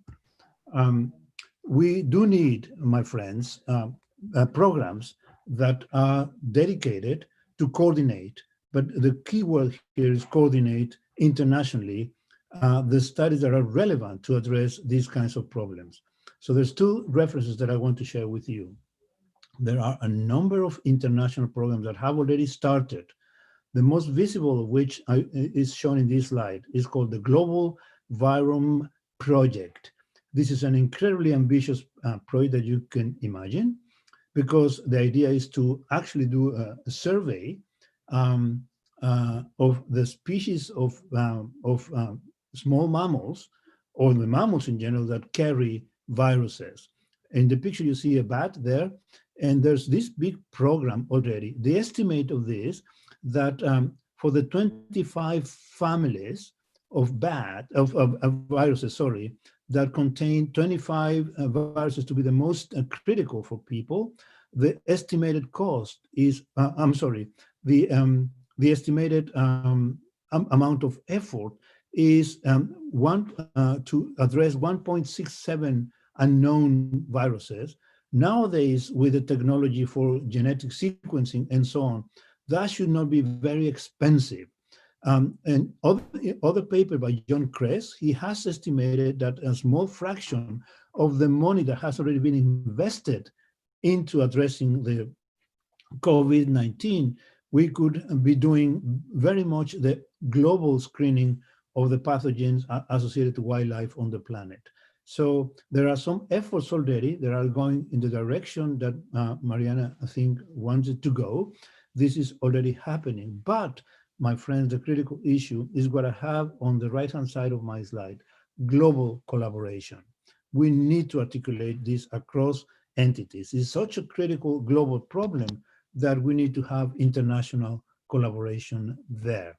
But, you know, with the kinds of leaders that we're seeing in our countries now, it sounds to be like a very complicated thing, but perhaps I think the academic institutions might begin to do the coordination. In Mexico, there is a thing called the CONABIO, the National Commission on Biodiversity, that is going to be the element that is going to connect with this global Virome project. And there must be one in Brazil and so on and so forth, that we hopefully can coordinate that. The financial implication of that, in that paper by John Kress, that I will be happy to share with you, Rita and Nuria, and then you can distribute, he doesn't have the exact numbers, but he estimates that with a relatively small amount of the money that has already been spent in addressing the coronavirus, COVID-19, that would have been enough to coordinate this international project. So that's a point well taken, Mariana, and I think this is already in the thinking of people, but we need coordination. Yes, of course, yeah. Thank you so much, Rodolfo, and sorry for being here so late, but it was so interesting. I love the conversation with everybody, so thank you everybody for being so kind to be here for such a long time. Pleasure talking to you. Muito obrigado. I hope that the situation in Brazil is improving. I really hope so, and we need to keep on being very careful, very observant of all the regulations that we need to be paying attention to. Yes. All right? Thanks. Okay. Yeah. Wonderful. Muito obrigada, Rodolfo. Muito obrigada. Obrigado a vocês. Prazer. Obrigado também, viu? Muito obrigado. Concordo com a Mariana, o português dele é excelente. Obrigada.